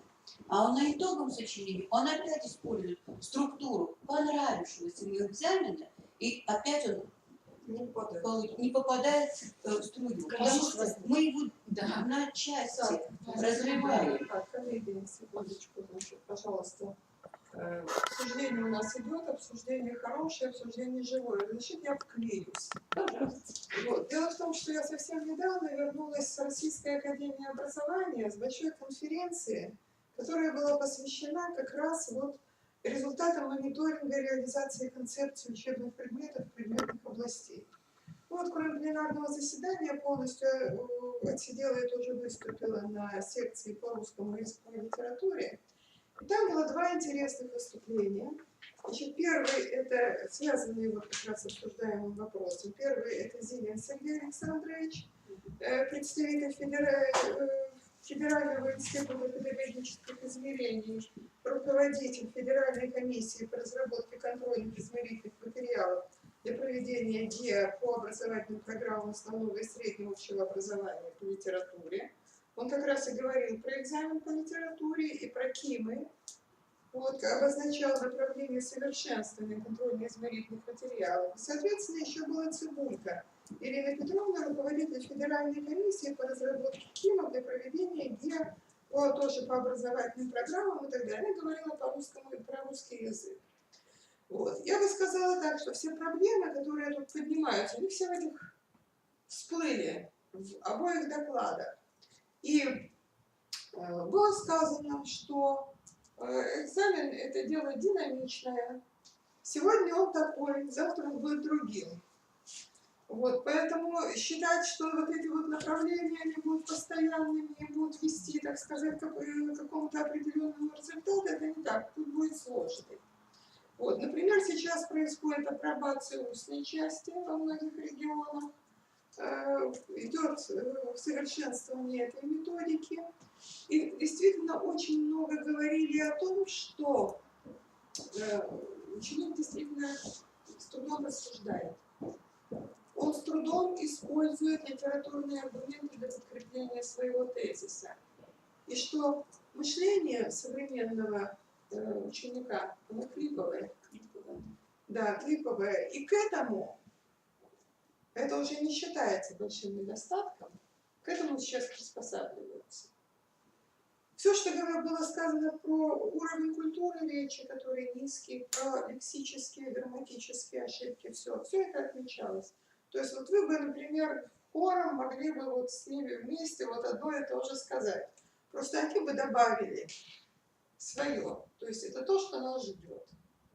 Вот. А то, что постоянно будет изменяться вот этот вот, вот эти вот измерения итоговые, это, к сожалению, вот такой факт. У них есть сайт, и на сайте ФИПИ можно будет все это посмотреть. Вот. Вообще нам нужно, наверное, думать о том, чтобы поддерживать отношения вот с такими институтами. И, может быть, где-то выступать в качестве площадки для апробации. Потому что, с одной стороны, это может быть сложно и для нас не очень приятно, потому что непонятно, что придумают, что пришлют. А с другой стороны, это будет показывать и давать нам возможность вмешиваться в этот процесс, его как-то корректировать, вот, чтобы нас слышали не только вот здесь, там, и в нашей республике, но чтобы нас слышали еще по вертикали. И вот эту, наверное, проблему тоже надо будет решать. Но я сейчас понимаю, начинается апробация нового экзамена по литературе, Таиса Исламовна. Да. У нас туда... Хочу. Таиса Исламовна, позвольте все-таки в каком-то моменте с вами не согласиться. Вы предлагаете нам сделать шаг назад. Я так поняла. Нет. Значит, то есть согласиться с тем, что у ребенка клиповое мышление, и считать это за эталон? Нет, дело в том, что это ведь не моя точка зрения, я транслировала. Вот, это не признается, это признается медицинским фактом. Вот то, что, например, на улице, допустим, дождик и холодно, вот с этим, что называется, никак. Что делает человек? Берет зонтик, одевается по погоде, он считается с этим, это и есть. Нам не переделать современную субкультуру. В том смысле, нам единственное, что нужно сделать, что нам нужно ставить те задачи, которые мы можем и должны осуществлять. Это грустно, и я, например, я тоже с этим глубоко не согласна, потому что я в этом плане динозавр, я получила классическое образование в одном из лучших вузов страны, вот, и мне, конечно, это все очень грустно, но я всегда вспоминаю 95-й год, когда я работала в Соединенных Штатах и преподавала мировую литературу.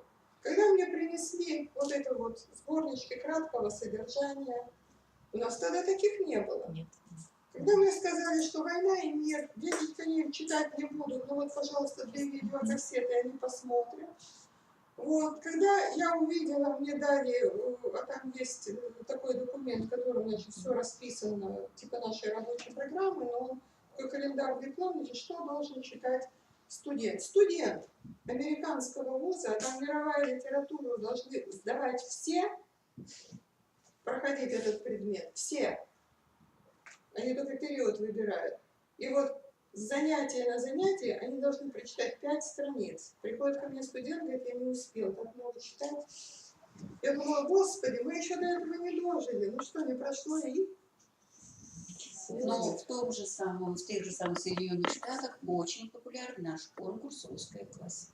Правильно. Пользуется большим. Почему? Потому что общество поняло опасность, вот, и общество начинает этому противостоять. Каждый учитель реально, он противостоит этому на своем рабочем месте и делает для этого то, что он может. И нужно, чтобы у него самого хватило на это сил, способностей, знаний, подготовки и методической, и психологической, и предметной. Вот. И поэтому мы с вами фактически сейчас уже переходим к тому, каким должен быть современный учитель, что нужно сделать, чтобы ему помочь. Вот мне очень симпатична мысль, которую высказывает Татьяна Николаевна, о том, что есть не просто учитель, изолированный в классе, а есть учитель как член педагогического коллектива своей школы. И некоторые проблемы он не может решить в том случае, если они неосознанны в школе. Потому что, как всегда все в жизни бывает, все вместе, ничего нельзя вычленить. Вот. Разве что путем анализа с большими потерями. Вот. Поэтому многие эти проблемы, они не являются проблемами учителя, они являются проблемами и школы, и родителей, и самого ребенка, и вообще и общества в целом.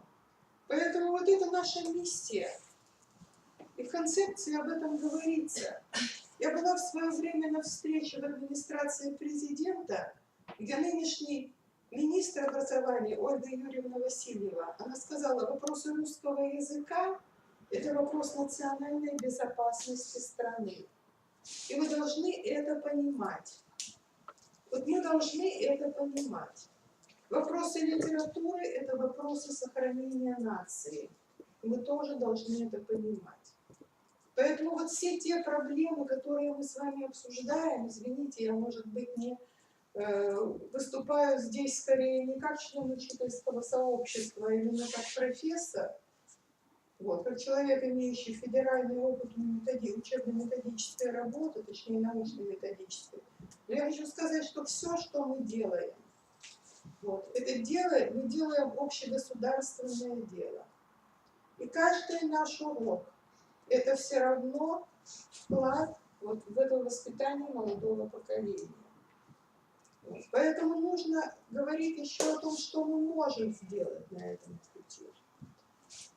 И если, например, ВУЗ готовит учителя, на что он опирается? Он опирается на федеральный государственный образовательный стандарт соответствующего уровня образования, либо это бакалавр, либо это магистр, либо это аспирант, потому что теперь у аспирантуры тоже есть свой стандарт.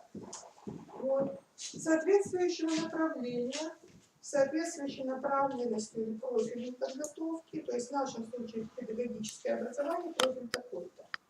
Вот. Или может быть направление классического образования, но тоже с определенным направлением. Вот.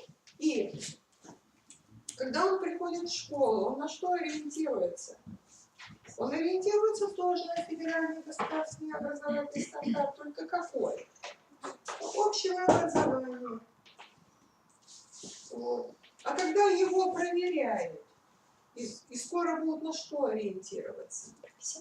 На профессиональный стандарт. И вот если мы положим 3 документа рядом, то мы увидим, что они говорят об очень разных вещах. И что они между собой стыкуются очень плохо. Вот. И это уже проблема не наша, да. Это уже проблема людей, которые эти документы разрабатывали, и те, которые их санкционировали, подписывали. Но дети не должны этого почувствовать. Дети не должны этого почувствовать, потому что пока наверху там что-то поймут, значит, а ребенок в класс пришел сегодня, и вчера приходил, и завтра появится. Вот, он не должен этого почувствовать. Поэтому что мы делаем? Мы берем зонтик. А можно я расскажу, как нужно брать зонтик? Очень замечательно, пожалуйста. Вот я понимаю, это ведь круглый стол. Да. Поэтому такому круглому столу разрешается, таких угловых выступлений не будет. То есть все примется сердце. Вот есть такая поговорка: ребенок учится тому, что видит у себя в дому.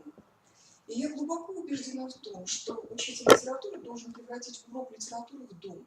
Знаете, как это в заметительском романе мы Ай-330 обнаружила музей и приходила туда как к себе домой. Вот ребенок должен приходить на урок литературы и знать, он не должен знать ни про какие стандарты, ни про какие программы. Он должен окунаться в какое-то пространство. Значит, все зависит опять от учителя. Как я поведу ребенка к своему... И я знаю, это может быть немножко сумасшествие, но каждый раз, когда у меня появляется новый автор, я себе говорю, должна его полюбить. То есть это не получается, может быть. То есть раз в год я люблю Толстого, Пушкина и так далее. Почему я его должна любить? Потому что ребенка обмануть невозможно. И вот если он поверит мне, значит, он пойдет за мной. И нужно обязательно, самое-то главное, чтобы у ребенка появилась вера. Вера в себя. Не в просторы интернета, а вот в то, что оказывается то, что я чувствую, об этом говорил Толстой. Помните, как он говорил? Откуда Толстой мог знать, что чувствует Наташа Ростова на своем первом балу? Откуда мог знать? потому что он верит в свои чувства. Точно так же, как этому можно научить. Ну, если мы будем по-живому общаться, если мы будем не трафаретные задания давать детям, а вот нужен ли нам Гамлет, нужны ли современному миру Дон Кихоты. И вот сейчас у меня просто новый учебник, новая программа под редакцией Чертова. Я молюсь на этот учебник. Да, мы проходим средневековье, античность, мы читали сейчас Эсхила, мы сейчас читаем Гамлета, у нас идет все, мы идем, знаете, по этому мировому ключу. В общем, очень важно, конечно, какие учебники, то есть нужно к этому очень-очень серьезно относиться. А потом поверить в то, что раз ты пришел в эту профессию, наверное, тебя, небеса не зря привели. И значит, любить то, чем ты занимаешься. Если ты это полюбишь, значит, дети полюбят литературу, и они будут говорить так, как говорил Пушкин, как говорил Толстой. Не Пушкин. Вот поверьте мне, пожалуйста. Только как это сделать? Чтобы любой урок литературы превращался для ребенка, если не в праздник, то хотя бы в какую-нибудь такую маленькую открытие. В открытии, кто сказку показал, в открытии. Опять-таки, это вопрос подготовки учителя. Вот я много лет наблюдаю очень большой спор, связанный как раз с подготовкой учителя. Я сама являюсь представителем классического университетского образования. Я заканчивала классический университет, УМО работала по классическому университетскому образованию. И были определенные ножницы. Значит, что важнее для учителя? Предметная подготовка или педагогическая подготовка? Более того, периодически маятник качался туда-сюда. Мы очень тесно взаимодействовали с УМО по педагогическому образованию. Вот, мы смотрели и видели, что разница-то на самом деле она не настолько велика. Но когда нам говорили о том, что ладно, там предмет он как-нибудь освоит, вот как он в классе там себя будет чувствовать, то поймет ли он, что у него там у Васи какие-то ограниченные возможности, просто его пока в коррекционную школу отправить невозможно. А там вот этот вот сидит, у него он вообще из семьи мигрантов, вот такие вот вещи. А с предметом разберется, учебники есть, разработки есть, дочитает. Вот. Или нам наоборот говорили, да что вообще он может, если он вообще предмета не знает. Освоит он эту методику, на курсе повышения квалификации сходит, ничего, разберется. Вот на самом деле и одно, и другое, они тесно связаны. Как обычно, истина посередине, должна быть гармония. Вот. Поэтому вот меня, например, всегда волнует такой вопрос. Это педагогическая практика студентов. Педагогическая практика студентов, ее объем, ее подготовка. И опять-таки, когда студент приходит в школу, как его там встречают, что он, собственно говоря, из нее выносит. Я видела очень разных студентов. Я видела студентов, которые, как говорится, сантиметр вешали и отрезали, когда эта практика закончится. Видела студентов, которые рвались. Вот. Им действительно нравилось. Были студенты, которые уходили, приходили, ой, я пойду работать. Были такие, которые возвращались и говорили никогда и ни за что, кем угодно. Вот. Поэтому вот это вот очень серьезный вопрос. Это, во-первых, для вуза, как он подготовил, для школы, как он встретил, и что студент оттуда вынес. Потому что еще раз хочу сказать, что при всей удовлетворенности педагогическим трудом, а уровень удовлетворенности может быть у нас очень высоким, вот этой подпиткой, как говорится, вот этой молодой кровью, вот. Тем не менее, это очень и очень затратная профессия, очень затратная работа. Она должна человека забирать все, на самом деле. И вот то, о чем вы говорили, об этой вот эмоциональной составляющей, без которой не может быть хорошего учителя, это вот и есть вот этот вот вампиризм этой профессии. И не отдаваться ему нельзя, иначе будет не совсем все хорошо. Вот. И это вот действительно очень, очень большая проблема. Я думаю, это нам решать только вместе. Другой вопрос, как мы должны ориентироваться. Потому что как бы не презирал эти документы, потому что проверять-то ведь будут по ним. И та национальная система учительского роста, которая сейчас апробируется, которая сейчас апробируется, она ведь тоже ориентирована на профессиональный стандарт. Поэтому вот мы сейчас возвращаемся фактически к этой проблеме молодого педагога. Я бы хотела, чтобы, ладно, мы у себя в ВУЗе как бы ее видим со своей стороны. Скажите в школе, вот как с этим быть? Наталья Станиславовна, я хочу еще сказать, поделиться с сообществом такой новостью, что меня любезно пригласил Сыктывкарский государственный университет быть председателем экзаменационной комиссии студентов филфака на уровне бакалавра и магистра. И я проникну святая святых. Я буду смотреть, как филологи вылетают как птенцы, да, из гнезда. Понимаете, с чем они вылетают? Что в клюве внесут? Знаете, здесь есть еще одна проблема. Кто влетит? Кто долетит? Кто долетит даже. Кто влетит, кто долетит и кто вылетит? Я потом непременно поделюсь с вами своей по поводу практики. У меня вот такое ощущение, что сейчас практика в 3 раза стала меньше. То есть когда-то студенты приходили на 12 часов. Моя дочь историк, она на 4 курсе была на практике, у нее было 4 часа. То есть она дала всего 4 урока в школе. И все, на этом практика закончилась. То есть я не владею цифрами, но вот это есть. Просто в нашу школу сейчас не приходят студенты-филологи, поэтому у меня как бы вопрос в количестве даже часов. Приходят другие специальности. Раньше, когда у нас было все по договору, но количество часов стало гораздо меньше. Еще методисты приходили со студентами. Да, Сейчас да, мы да. не видим этих методистов. Они просто вот нам как посылочку, да? И сейчас дети, студенты сами договорились, они возьмете ли вы меня в вашу школу? Они вот так как-то Мы все видим в нашей изменилось. школе, насколько работает педучилище. Приходят физруки, приводят, то есть после каждого урока они сидят в учительской с огромным коллективом, и методист говорит с каждым, и у них общая беседа. То есть они, конечно, методику ставят на очень серьезный уровень. И ребята приходят потом, физруки, они готовы, они работают, все у них как положено. Вы знаете, Это дети выращены свободны. Извините, это вопрос, который связан, во-первых, опять-таки со стандартом, потому что в рамках стандарта, в рамках разных направлений это количество может быть очень разное. Вот. Затем это связано с организацией педагогической практики. То есть если она в ВУЗе такая, то она будет, вы получите одного студента. Если она будет другая, вы получите другого студента. И, наконец, это то, о чем, наверное, тоже нужно говорить, это взаимоотношения со школами. Вот в свое время были базовые школы, вот, и мы строили с ними отношения на долгосрочной основе. Вот сейчас такого, насколько я понимаю, нет. Вот, Мы это чувствуем. да, то есть это вопрос организации, наверное, нужно об этом говорить обязательно. И, может быть, специально собирать отдельный разговор, потому что... С руководителями практики от высшей профессиональной школы. Да. Это, наверное, отдельный разговор, потому что действительно студент, который не прошел горнило практики в достаточном объеме, он в школе не приживется.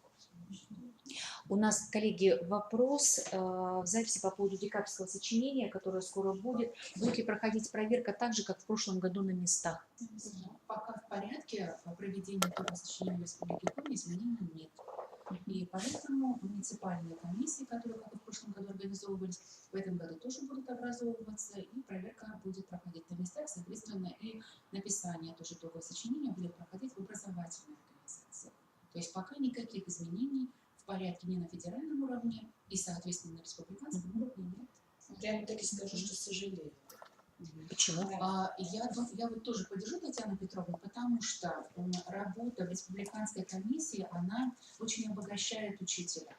Учитель видит уровень других работ, очень четко некоторые учителя, эксперты, Татьяна Петровна тоже, наверное, подтвердит, даже различают, мы не видим, вся информация персональная, она скрыта, но по уровню можно даже определить муниципалитет. То есть есть такие эксперты, которые четко определяют, что это за муниципалитет в Республике Коми, на что, еще раз повторюсь, тенденции сложились. И где-то видно, что эта тенденция положительная, а где-то видно, что она отрицательная. Поэтому, во-первых, учитель, эксперт имеет возможность увидеть уровень других, увидеть типичные ошибки, увидеть и свои какие-то ошибки, потому что очень сложно признаваться себе в своих ошибках учителю, а когда видишь подобную тоже ошибку, понимаешь, что и ты ведешь когда-то детей не в ту сторону. Ну и кроме всего прочего, это очень богатое профессиональное общение. Ни на одном курсе, имеется в виду курсах повышения квалификации, такого общения не организуешь. Здесь оно оперативное, оно локальное, оно по проблеме. И здесь нужно вовлечь всех для того, чтобы эту проблему обсудить, найти какой-то путь решения и, соответственно, вынести вердикт вот этой вот работе и, соответственно, и учащемуся тоже, потому что он выполнил эту работу. Поэтому жалко, что нет больше такой практики проверки на республиканском уровне. Во-первых, и Юлия Риберовна об этом тоже уже говорила, можно было бы и этих экспертов тоже проводить через экзамен, потому что не только на ОГЭ и ЕГЭ, учителя, которые претендуют на включение в республиканскую комиссию, сдают экзамен, но и здесь бы можно было посмотреть, насколько учителя сами могут писать итоговые сочинения. Но здесь ведь еще другая проблема. Учителя не просто пишут сами эти развернутые ответы, да? Они ведь еще и, например, в ходе подготовки экспертов на ЕГЭ по русскому языку они проводят дважды проверку. Первая проверка – это в федеральной базе с теми итоговыми сочинениями, которые выложены, то есть это компьютерное тестирование. А вторую проверку еще сочинений проводит сам председатель и смотрит, насколько тоже коллеги попадают в критерии. Вот это ведь очень серьезная тоже проблема, которую нужно обсуждать на уровне учительского сообщества в образовательной организации, на уровне муниципалитета, на республиканском уровне. Учителя очень слабо владеют критериями, выставляют отметку, скажем так, балл посерединочке, так вот, чтобы не в ту и не в другую сторону. А это значит, что они затрудняют ребенку объяснить, почему это все-таки не соответствует критерию, или почему это 100% соответствует критерию. На самом деле ведь в критерии спрятаны очень многие умения, которые должны дети продемонстрировать. А если учитель сам не может разложить критерии на умения, точно так же, как и задание не может разложить на умения, то, естественно, у него возникает и проблемы при подготовке этих детей к итоговому сочинению или к ОГЭ. Могу подтвердить то, что сказала Татьяна Николаевна, недавно проводила анализ экзаменов, которые сдают филологи на аттестационном, на аттестации, да? Значит, вот там различные проверяются компетентности, и в том числе методические. Им предлагается возможность сдать, вернее, проверить работы детей ОГЭ и работы ЕГЭ. И вот это слабые позиции. То есть, получается, те учителя, которые имеют опыт экспертной работы, предметов, комиссии, они справляются, но их же небольшое количество, да, на нашем пространстве. Да. Далее, второе, это, конечно, сдача самого экзамена ЕГЭ по русскому языку. Как вы думаете, что слабее? Часть первая, часть вторая? Конечно, часть вторая. То есть, содержательный анализ текста не является пока сильной стороной стиля. Как вы думаете, откуда выросли проблемы, вот эти вот, многие этих проблем, откуда выросли? Откуда проблемы выросли? Ну, мое предположение такое. Вы понимаете, когда нас поставили перед задачей подобные экзамены ОГЭ и ЕГЭ, сколько бы они ни были, на самом деле, для нас это было новость. Вообще заниматься содержательным анализом текста не на литературе, а на русском языке. То есть работа с текстами у нас шла такого плана. Комплексный анализ текста, узнать стиль, тему определить, и все. Мы столкнулись впервые. Сейчас у нас это вписано в новые стандарты, значит, предметные результаты, а до этого нет никогда. И это, скорее всего, вот нам пришлось на ходу учиться самим. И молодые учителя, которые подходят, они ведь откуда это знают. То же самое. Для них это тоже является новостью работы с текстами. Мы уже говорили, Наталья Станиславовна писала, проект учебный текст. У нас нет дидактических материалов, у нас не на чем обучать детей. У нас нет адаптированных текстов по возрасту, да, по объему, так сказать, по сложности, по всему. У нас нет дидактического материала. И поэтому вот и у нас нет курсов по содержательному анализу текста. Понимаете, вот именно для учителей, для молодых и для любых категорий. Так что проблем-то много, но я, коллеги, хотела бы все-таки, вот мы как-то немножко увлеклись проблематизацией. А у нас была задача какая? Набить точки значит, вот этого роста, где мы могли бы что-то сделать для повышения филологического образования и на уровне общего образования, и на уровне молодого специалиста, и то есть студента-выпускника и молодого специалиста. Я бы вот хотела все-таки высказать, скажите, на уровне общего образования, вот что можно сделать, вот уже обобщая, да, все, что мы говорили. Пожалуйста. Ну, одно из направлений мы с вами обсуждали, нам как-то вот в рамках республиканского педагогического объединения, может быть, не в рамках этого круглого стола, а в рамках каких-то других рабочих встреч, обсудить формы обобщения уже того опыта, который есть. Потому что у экспертов, которые входят в республиканские комиссии, есть вот те пресловутые дидактические материалы, и они носят в большинстве своем авторский характер, потому что ни в одних учебно-методических пособиях мы с вами не найдем таких примеров работы, да, когда ребенок не просто прорешивает типовые задания, а он прорешивает это типовое задание, подходя к нему постепенно. То есть он не просто ищет утверждения, а он сначала работает, я вот про ОГЭ и про ЕГЭ, да, а он работает над этим умением пошагово, например, формулируя вопросы, подбирая заглавия, разбивая текст. Мы с вами знаем прекрасно эти приемы, но мы с вами видим, что эти приемы в одном каком-то пособии или в одном каком-то дидактическом материале пока не появляются. Поэтому одно из направлений – это, конечно, попытка аккумулировать вот усилия сообщества на то, чтобы эти дидактические материалы по какой-то конкретной проблеме собрать. Другое, точнее говоря, направление – это использование, опять же, потенциала экспертов, потенциала и других учителей для проведения курсов практического характера. То есть это могут быть семинары недлительные, это могут быть семинары в дистанционной форме, но семинары, которые могли бы быть нацелены вот как раз на отработку критериев. Или вот очень простую проблему назову, которая у нас высветилась, например, на предыдущей встрече 11 октября мы встречались с коллегами, которые работают в 9 классах с молодыми специалистами. Когда мы начали обсуждать, казалось бы, работу, которая нам всем знакома, сжатое изложение, оказалось, что основной прием, который используют наши коллеги, это просто написание сжатого изложения. А шагов по подготовке к сжатому изложению наши коллеги молодые не осознают. Поэтому, может быть, и в таком формате отдельные семинары, а не курсы в дистанционной форме, тоже могли бы быть использованы. И еще один путь я тоже уже называла, это использовать конкурсное пространство. Это тоже может быть. Слово конкурсное пространство всегда у людей вызывает отторжение. Скажем так, конкурсов стало много. Я имею для учителей, имею в виду для учителей. Я тоже про учителей. Ну, вот если конкурс рознь. Да.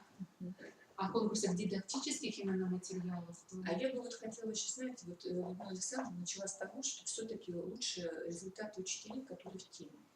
Я каждый раз, значит, работая с учителями, которые приезжают на курсы, знаете, что обнаружила?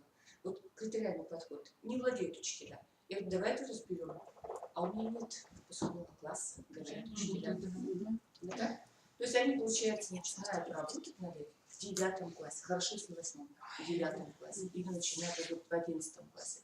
И поэтому вот это быть не в теме, вот у них это как Кажется, стыдно. Да, то есть они не знают, что происходит в демоверсиях, что происходит в критериях итогового сочинения, да? Они не в теме. Да, это вопрос процесса.